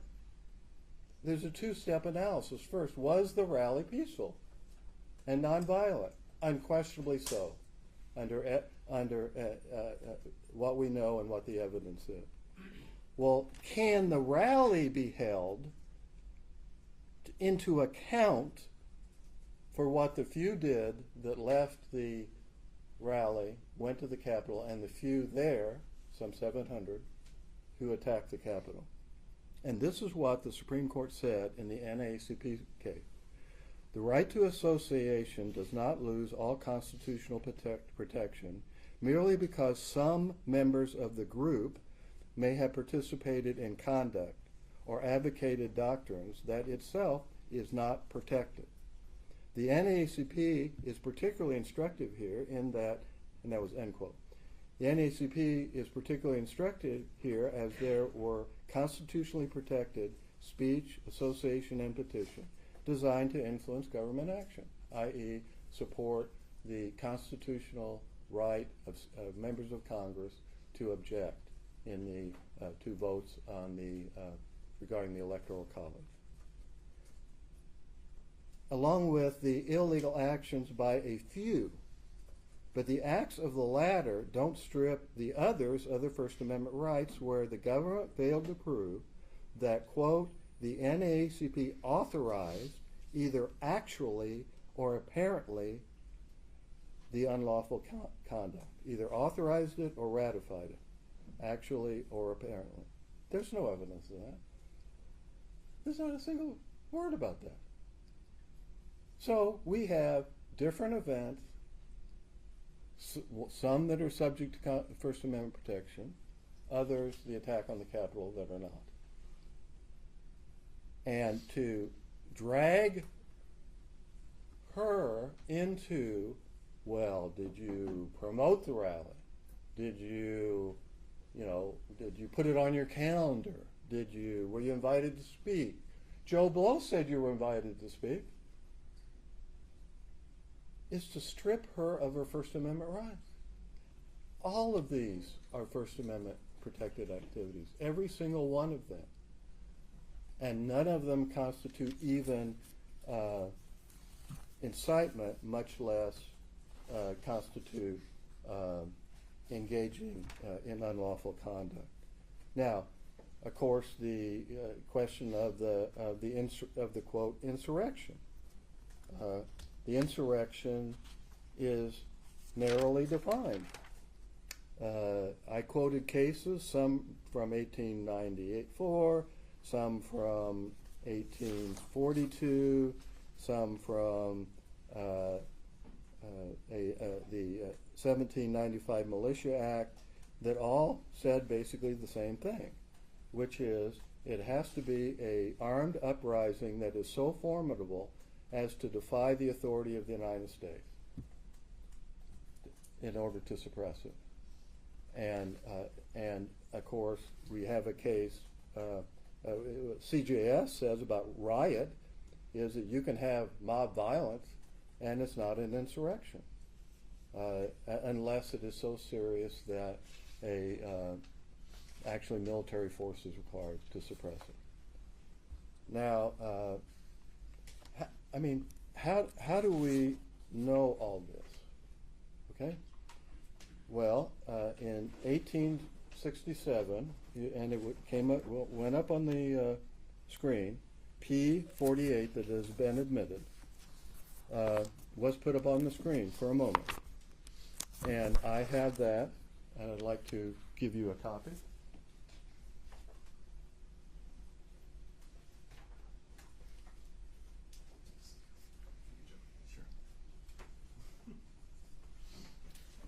Now, I don't know who can read the exhibit as presented. Okay. I confess I cannot. However, therefore, what I have done is at 3 o'clock in the morning, Thursday morning, I figured out how to not only, zoom it, okay, to make it larger, the applicable sections, but copy them. So I did that. And those are the attachments. All right? Now, because it was 3 o'clock in the morning, I kind of screwed up on my numbering, so it's 1A and 1B, and then I go 2 through 14 or so.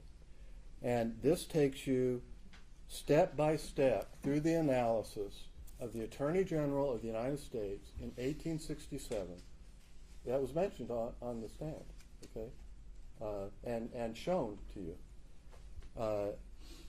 What the words engage in insurrection or rebellion and giving aid or comfort to the enemies thereof mean and meant in 1867, because those words were not just used in 1868 in the 14th Amendment, but they were used, and this is what the Attorney General was addressing, it was used in Reconstruction Act because they were going to open up voting to the people who lived in the Confederacy, old Confederacy, and they were required to take an oath.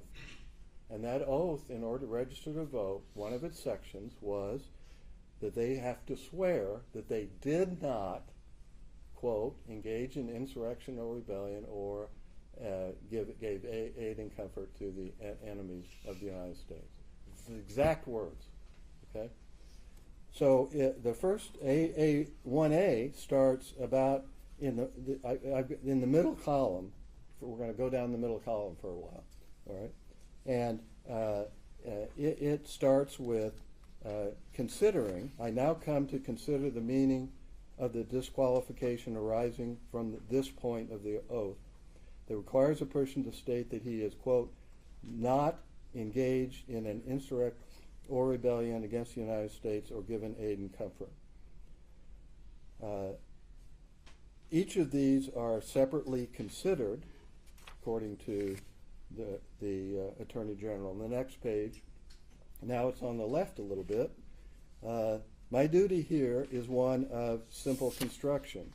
And I thought this was important. He was not applying constitutional concepts to his construction, which, of course, under modern First Amendment jurisprudence, I mean, you absolutely have to do that. And as has happened in the NAACP case, etc., as we have discussed. And even at that, he viewed the oath, because you couldn't vote, as depriving you of a right. And that was important to his analysis. On page 2, he goes to that the requirement of the oath and the disqualification must be viewed as a punishment for that conduct. And as a result, it made the oath even more objectionable than the fact that it was also a violation of a right, and a right to vote. Now, then on page 3, he said any doubts must be resolved in the favor of the voter, right? And then said, what acts then are within the meaning of this provision? Well, at the bottom he says, well, the first sentence, engage in insurrection or rebellion, covers the case of domestic war, and the second phrase, aid or comfort to the enemy, applies to foreign war. So in this context, we need to be looking at engaging in insurrection or rebellion. He continues on page 4 on that analysis. Page 5 is not, I'm sure, interesting, but not relevant. And then we go to page 6. We are now to inquire what is meant by engaging in insurrection or rebellion against the United States. He said, first, the force of the term to engage carries the idea of active rather than passive, and voluntary rather than compulsory. And he then analyzes the voluntary part, all right, that conscripts cannot be charged with engaging because it's involuntary. But somebody who voluntarily joined can be. On page 7, he begins to consider,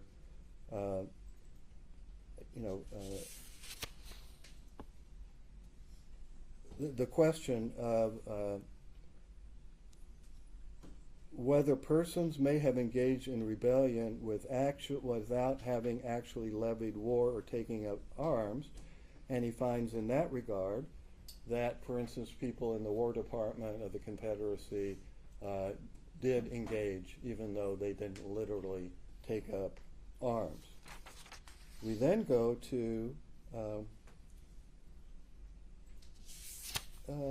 why civil officers are not covered, people that just run the government, maintain the peace, do perform civil functions are simply not covered.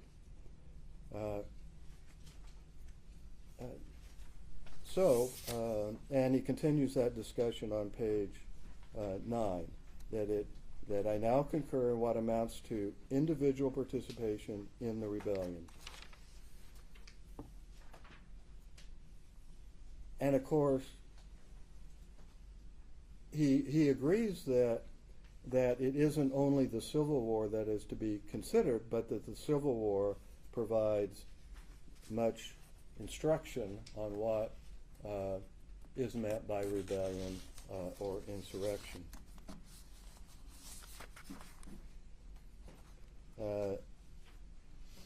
Again, page 11 is continuing the discussion of voluntary participation. And then on page 12,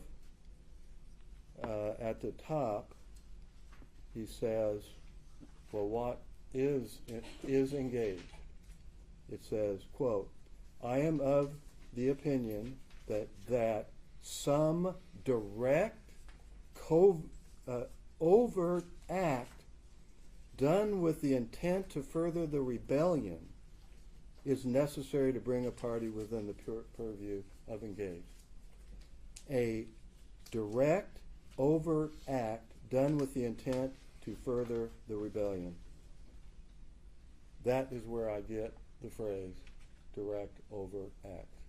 And then he says, mere disloyal sentiments, think of their evidence, mere disloyal sentiments or expressions are not sufficient because they're not acts. They're talk.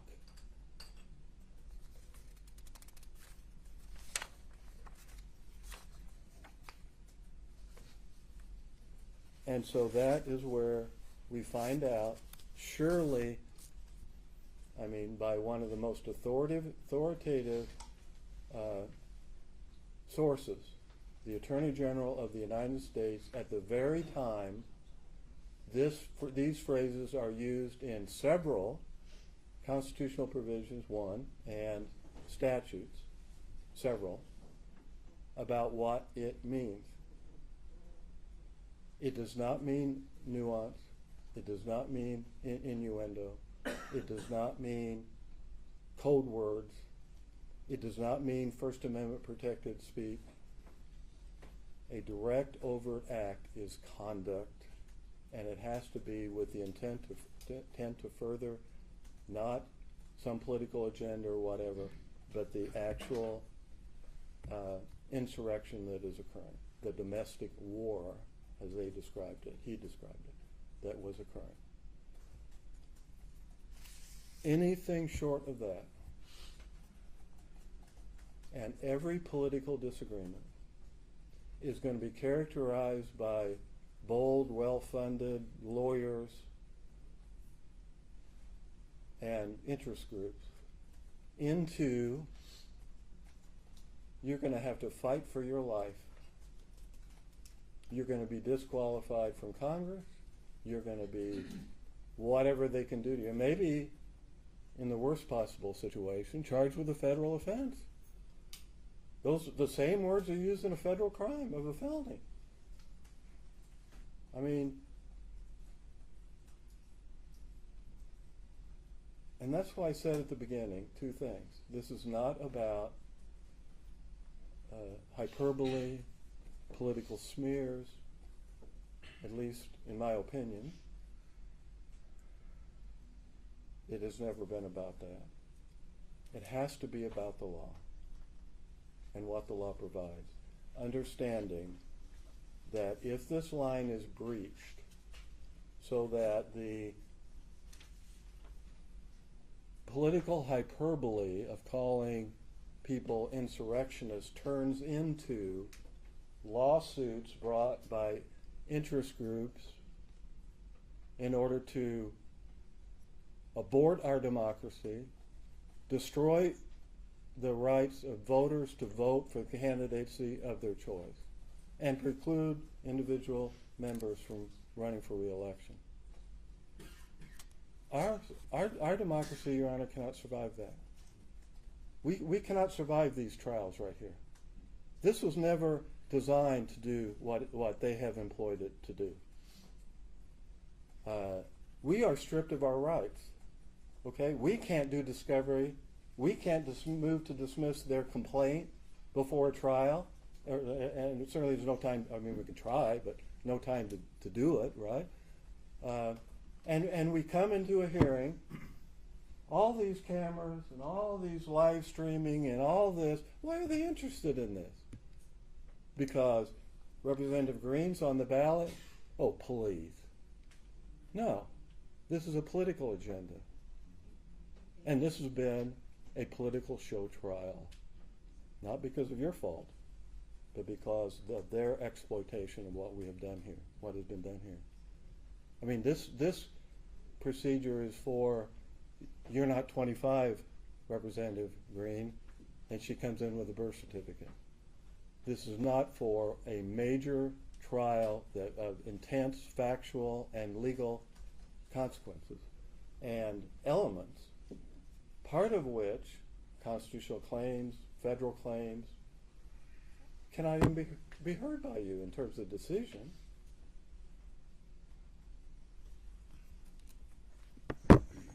We have got to put a stop to this, and this is where it should happen, Your Honor.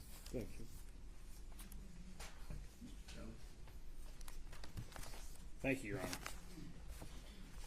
Honor. Your Honor, Mr. Bopp talked a lot about the law, a little bit about the history, not much about the facts. I'm going to try to confine my remarks to the facts, and we're going to submit a brief, as Your Honor knows, next week with responses to all the interesting legal issues that Mr. Bopp has raised. But it's been a long day, and it's been a difficult day, and it's been a solemn day.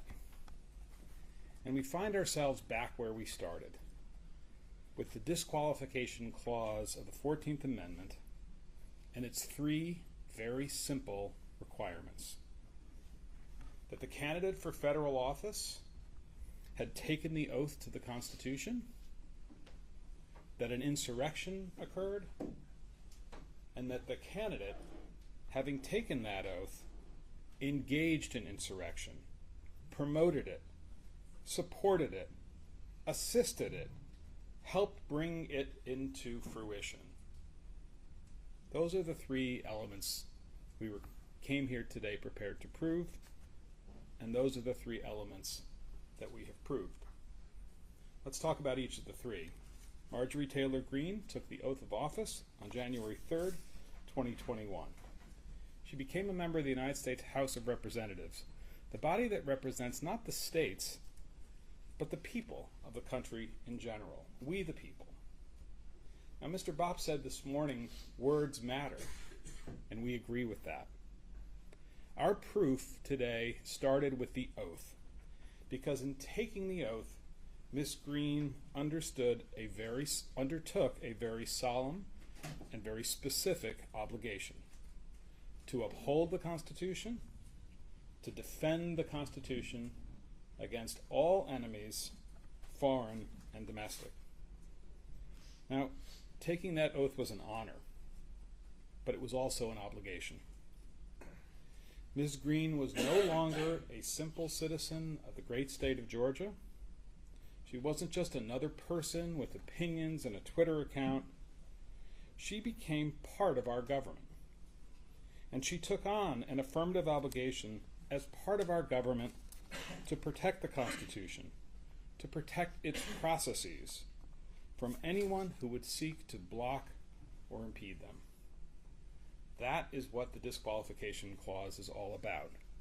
That special status that is conferred upon a person when she takes the oath of office.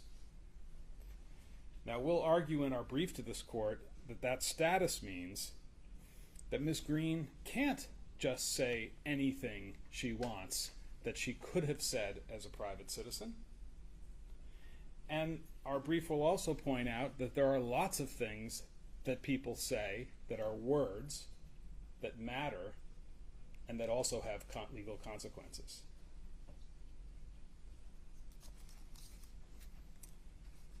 But all of that is for another day.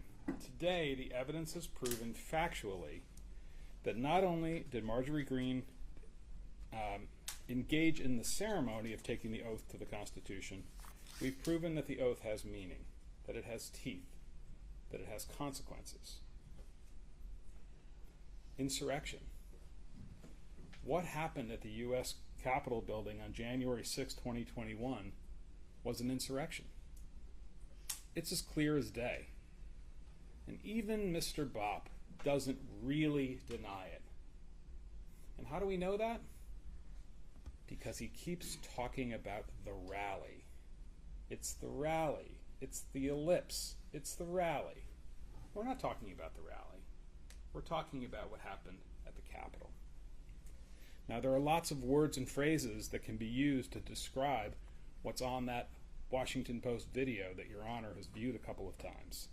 Lawlessness, disturbance, a riot. And Ms. Greene and her counsel have used some of those words today and in their briefs. But the word they really avoid using is insurrection. A riot can be an insurrection. We learned that today from Professor Magliocca. Insurrections can be disturbances. They are lawless. They are unrest. But when it's used in the disqualification clause, an insurrection is more than these things. It is something where the purpose of it is to block, impede, disrupt a constitutional process, or to overthrow the very existence of the government itself. Professor Magliocca explained all of this and how American history has faced many insurrections in the past, and how all of them share the same features. Violence, aimed at the processes or the legitimacy of government. Sometimes they're aimed at courts. In this case, they were aimed at the legislature. And the violence that cannot be quelled by ordinary law enforcement means. Judge Boudreau, you saw and heard with your own eyes not just the violence, horrific and sickening as it is, but its goal, which was to stop the certification of the Electoral College vote in favor of Joe Biden. Its goal was to stop the constitutional process of the 12th Amendment, the peaceful process of transferring power between presidents. Its goal was to physically prevent Congress from meeting to do the essential work of our democracy. And here's the worst of it. It worked. For a time, the insurrection worked. It succeeded, only briefly, but it worked. The joint session of Congress adjourned for several hours into the next morning and ceased carrying out its 12th Amendment function, all because of the insurrection. Because people violently flooded the Capitol with the goal of striking fear in the hearts of the people who work there and to use violence. Fear, violence, flooding the Capitol. These are words that came out of Marjorie Taylor Greene's mouth. Now, many people were responsible for this attack on our democracy. Most of all, of course, the individuals that you saw on the Washington Post video and many other places. They defiled the people's house. But they're not the only ones. There were others as well, the leaders, the people who justified, who promoted, who supported, who assisted, who encouraged this in the days and weeks leading up to January 6th. Marjorie Taylor Greene is one of those people. And how do we know this? We know this from the evidence. Let's start by talking about what we're talking about.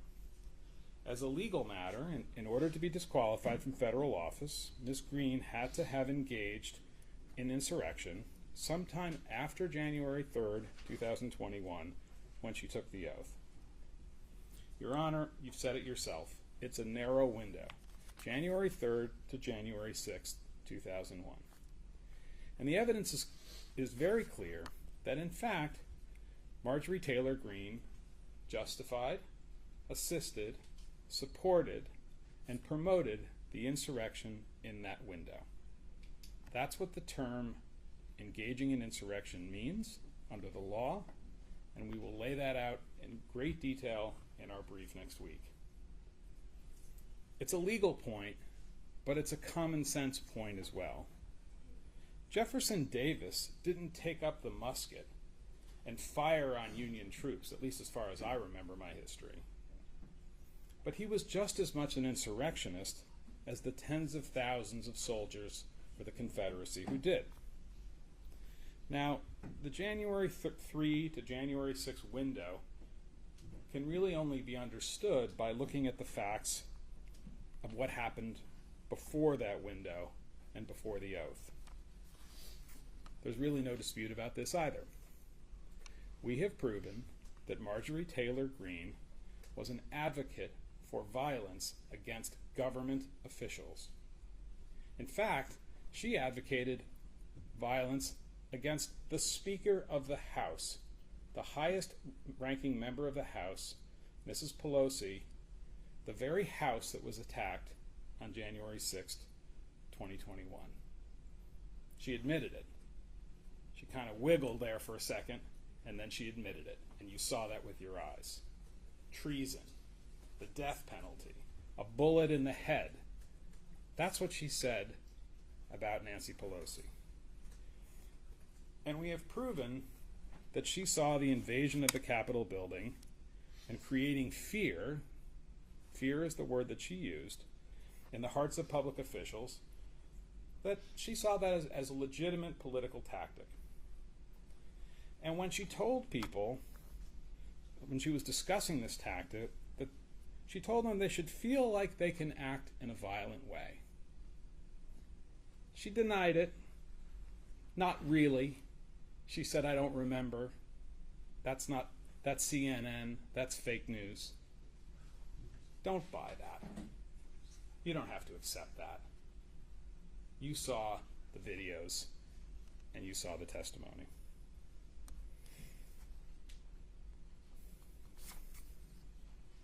We have proven that Marjorie Taylor Greene was very clear on certain occasions with her supporters about her support for political violence. She said it on tape. The price of blood would need to be paid if the government took away her freedoms. She wouldn't even admit that that was a call for violence. She said something about the First Amendment, the Second Amendment, a bunch of other amendments. The price of blood could not be more clear. Now, this didn't happen in high school, as Mr. Bopp suggested in one of his objections. This happened in late October of 2020, when she was interviewed by Mr. Doar, and she was talking about how her freedoms and the freedoms of Americans could be taken away by a tyrannical government. It doesn't just come back on its own, these freedoms, she said. It has to be taken back with the price of blood. These are things that Marjorie Taylor Greene said as a private citizen, candidate for federal office, but a private citizen nonetheless, before the 2020 election. And maybe she has the right to say those things, or had the right, before she took the oath. But let's keep going. Let's keep moving down the timeline to the period after the election. And in that period, you saw and heard Ms. Taylor Greene speaking out consistently in claiming that the 2020 election was stolen by the Democrats. I disagree with that point of view, but I respect that people can have that point of view, and it's a perfectly, it's an acceptable part of our political discourse, for better or for worse. But then she said this: not just that the election was stolen, not just that there were ballots that were fraudulent, not just that it's time to make objections, perfectly legitimate thing to do. We have no problem with her objections on the floor of the House. But then she said something else. That mask that Mr. Fine spoke about this morning, it came down for just a minute. We can't allow power to transfer peacefully like Joe Biden wants because he didn't win the election. We can't allow power to transfer peacefully. You saw and heard it with your own eyes, Judge. She said the quiet part out loud. She spoke her truth in a video that she made, that she posted on her own Facebook page, and that she wanted her hundreds of thousands of Facebook followers and the untold millions of other people to whom it would be available to know that her point of view was that you can't allow We can't allow poverty the power to transfer peacefully. Marjorie Taylor Greene said this when she was a federal official, or right about to be. It's not clear. But what we can tell from the context of that tape is that she stated her opposition to the peaceful transfer of power. And it was a stunning statement. This is not internet drivel. This is not the dark corners of Parler. This is a person who's a federal official, a member of government. And this wasn't even a rhetorical flourish on the back of a campaign truck after a long day. This is somebody who sat down in front of a camera and calmly and carefully told her viewers, we will not accept a peaceful transfer of power. We can't allow it. And then she said, we will not go quietly into the night. She framed this as an existential battle. A new 4th of July. A new 4th of July, 1776. This brings us right up to and into that critical window, that critical phase of time, January 3rd to January 6th. Marjorie Taylor Greene's rallying cry for violence at the Capitol on January 6th were the words 1776. Now I think we all know that those words have a lot of meanings. They mean a lot to me. They are on the seal of the great state of Georgia, and I venerate that. But that's not what Marjorie Taylor Greene was talking about. And here's how we know this, because here's what we've proved. Marjorie Taylor Greene organized objections on the floor of the House, and this was not an insurrection. This actually was part of the constitutional process, and we have no issue with it. But then, Marjorie Taylor Greene promoted, encouraged, and supported the idea of large demonstrations in Washington on January 6th. Now, there's nothing wrong with large demonstrations either. And this is Mr. Bopp's point about the rally on the ellipse, not the insurrection at the Capitol. He says, well, you know, who cares? It's a good thing. I agree. People do these things all the time. I've done them as well. And demonstrations are an important and venerated part of our democratic tradition. She worked with organizers and made calls for people to come, and that's not a problem. Out of context. Out of context, it's not a problem. In context, this support was part of a scheme where lawful demonstrations were Plan A, the first step, and there was also Plan B. What was going to happen when all the lawful demonstrations happened and all the objections on the floor of the House were heard, and as everyone knew, they were futile? The votes were there to certify the election of Joe Biden. There was a Plan B, and Plan B was violence at the Capitol. Plan B was to physically enter the Capitol illegally, not on a tour, a tourist tour, busting in the windows and doors, as you saw on that video, injuring and ultimately causing the deaths of law enforcement, to block the certification of Joe Biden as the winner of the 2020 election. That's what Plan B was. And Plan B had a name. It had a code name. 1776. Now, how do we know that? Well, the clues are everywhere. On December 30th, Marjorie Taylor Greene tweets out a rumor that there are lawful objections on the floor of the House may be blocked by a rule change. And Ali Alexander, who she acknowledges knowing, who says she's a friend, he's the organizer of a major demonstration, he tweets in response to that, 1776 is always an option. And he refers to what 500,000 people will do to that building if the objections are suppressed by a rule change. That's what that tweet exchange is about. I don't believe that Marjorie Taylor Greene doesn't read every response to her tweets and care about them. I think she acknowledged it in truth. And she knew exactly what 1776 meant in that context. She denied it, sort of, not really, I can't remember. Don't buy it.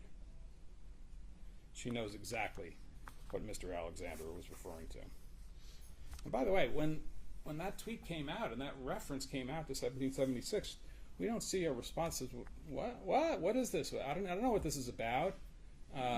Or, gee, if you're talking about doing violence in the Capitol, 500,000 people doing something to that building, I want no part of that. And we heard a lot about Ms. Greene's saying that she's always peaceful, and she put out comments about peacefulness. Never one before January 6th, only after. That video, after. Those press releases, after. And you got to ask yourself, why is that? Well, obviously the insurrection succeeded for only a few hours, and then the tide turned, and people saw it for what it was, and she needed a cover story.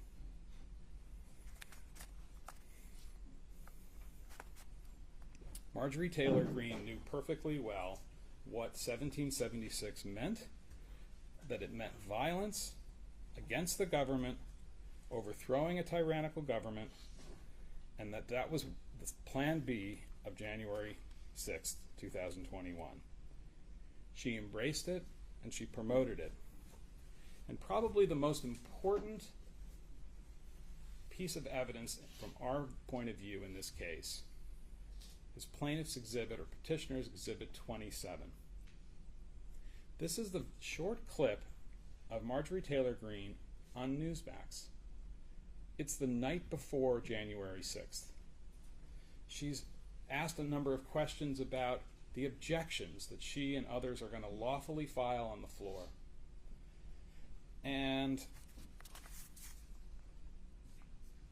then the broadcaster asks her, so what's your plan? How do you think this is going to play out and roll out tomorrow? And her answer is one sentence. This is our 1776 moment. It's a stunning statement. It has no meaning unless you know the code. It has no meaning unless you're in the club. It's 1776. It's Plan B. It's block the certification. It's flood the Capitol. It's use violence if you have to. This is a message posted, stated on January 5th, in the middle of that window, posted on Facebook to her hundreds of thousands of followers and anybody else who wanted to see it on January 5th, from a sitting member of the United States Congress. It was her clarion call. People knew what she meant. They knew exactly what she meant. Tomorrow is our 1776 moment. Now, it's interesting that the examination that Mr. Bopp did of his client never asked her about that. Never asked her about providing support to people who were planning the demonstrations, or providing support for people who ultimately broke into and trashed the People's Temple. Never asked her any of those questions. She never addressed it. When I asked her, she said, I don't remember, I'm not sure, I don't think so. So what do you have before you, Your Honor, at this point? You have her own words, in context, against nothing. Not even a real denial.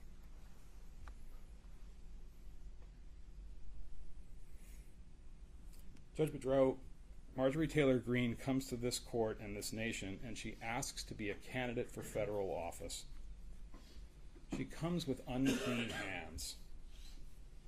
With her hands, her words, her actions, she was one of several leaders who gathered the kindling, who created the conditions, who made it possible for there to be an explosion of violence at the Capitol on January 6th.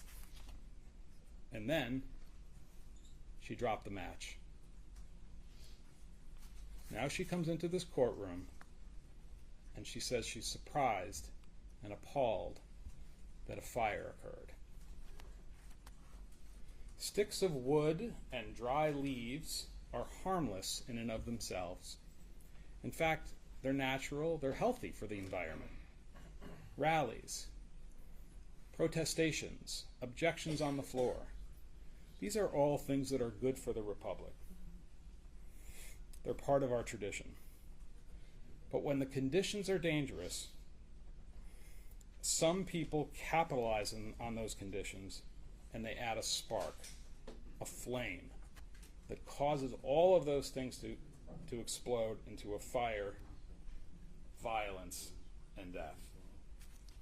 That flame can be in the form of actual assistance given to people who perform the acts of violence, like the quartermaster in the Confederate Army who passes out the muskets and the balls and the rations. But that flame can also be a spark by words, by signals, by signs, by code, by promotion, by justification, by support, by assistance. And that is what Marjorie Taylor Greene did. That's why we're here. Your Honor, we urge you to find that Marjorie Taylor Greene is disqualified from the ballot under Section 3 of the 14th Amendment of one of the greatest political documents in the history of the world, the United States Constitution. Thank you, Mr. Shelley. It's quite late, but I'd like to take a couple of minutes just to talk about the briefing and a couple of things.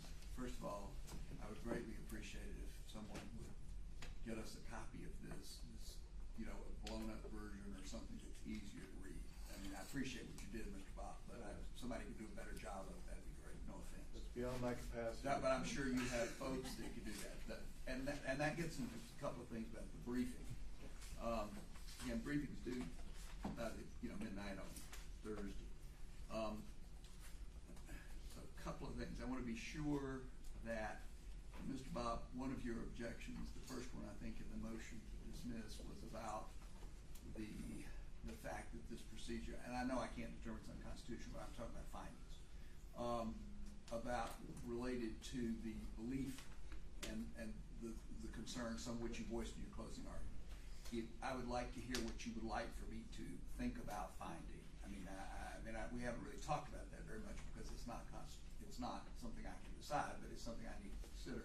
In particular, I think the question of the word believe, and I think I mentioned the footnote reasonable. I mean, there's issues there. I would appreciate both sides to comment on that. You don't need to write 40 pages, but I'd like to understand your views on that, and I'm sure you in court will.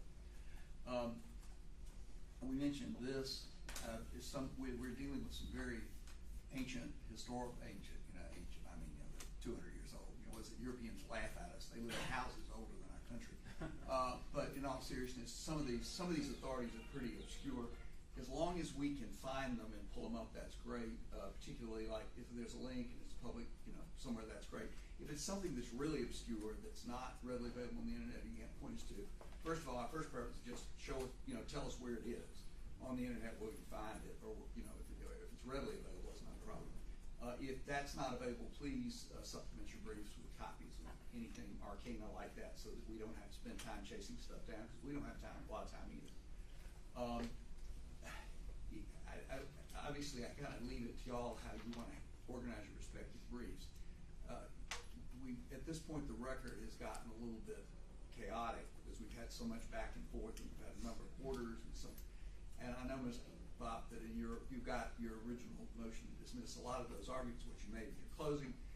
It might help, if you don't mind doing it, to maybe put them together again in light of this hearing, and maybe focus them and streamline them, so I just don't have to wallow around trying to look at multiple documents. I'm sure Mr. Shelley will do the same thing. Brevity is always better. What is it? Write it like you think I'm going to sign it. Because we do need to get this done. mean, the Georgia courts move very fast. We will move very fast. I hope to have it out within a week of you all getting it to us. This is extraordinarily important stuff. Your Honor, thank you, and thank you for the directions on the briefing. And fortunately, my associate, Melina Siebert, who's done a really fine job, is listening, and I'm sure taking notes. So we'll do the best we can. Right, and again, I know everybody's running and gunning, and I know I gather there's been an appeal filed to the 11th Circuit, so I don't know what your briefing schedule is on that. I know there's a briefing schedule in the 4th Circuit case. I'm sure you have a lot of fires to put out, and I'm fully cognizant of that. But so just I'm sure you do the work. By the way, y'all do great work. I mean, everybody's working under exigent circumstances very quickly, and everybody's taking it seriously the way it needs to be taken. So I'm sure it will be very helpful, and we look forward to getting it and finishing this stage of the matter. Before we close, is there anything else? Nothing but petitioner. Thank you. No, other than, Your Honor, you've really done a fine job in a very extraordinarily. Thank you. Flattery is always appreciated. Put us down for flattery too, Judge. I think when it's merited, it ought to be provided. And I appreciate everybody's conduct and discipline, and so I appreciate everybody who's scrambling to be here. So with that, I think that concludes the hearing. Everybody's dismissed. Thank you, Judge. Your Honor, I'm sorry. Is the record now closed? The record is now closed, but I think a lot of microphones are still on. So I would suggest you not say anything. Someone press the green exit button to the side, you can go right out there. Make sure you stay on the 3 left elevators, go on the far right elevator before you get done. Okay.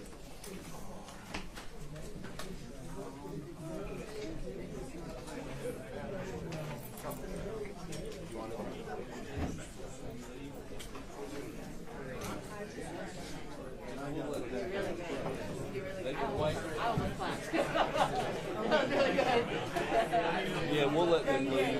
That way, y'all can get us Don't have to make them all hang out. Well, they've already given an order. Probably want to do something like this at the Capitol, and its own essence. Are you Capitol Police or is that? No, I'm a state trooper.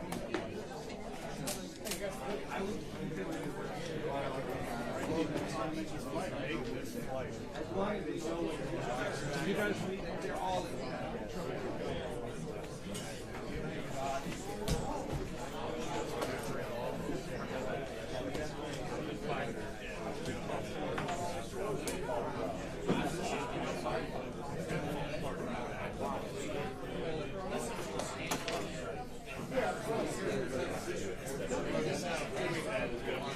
right.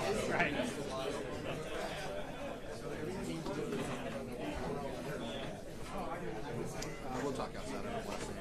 Oh, yeah. I forgot. I know this one right here.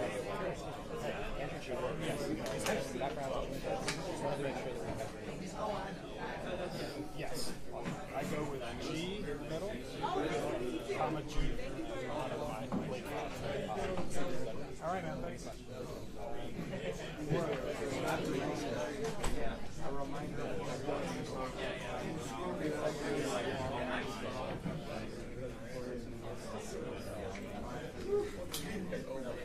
That door doesn't go out to the stairwell. I mean, it circles around back, but it comes out right here by the bathrooms. So it doesn't prevent from animal danger. Oh, it's gotta get out of here. Yeah, I mean that's fine. I mean, whenever y'all get ready, we'll clear the briefing. Don't worry about that. All right, y'all clear the highway. Clear the aisle. Happy staying there. You offer. See you. See ya.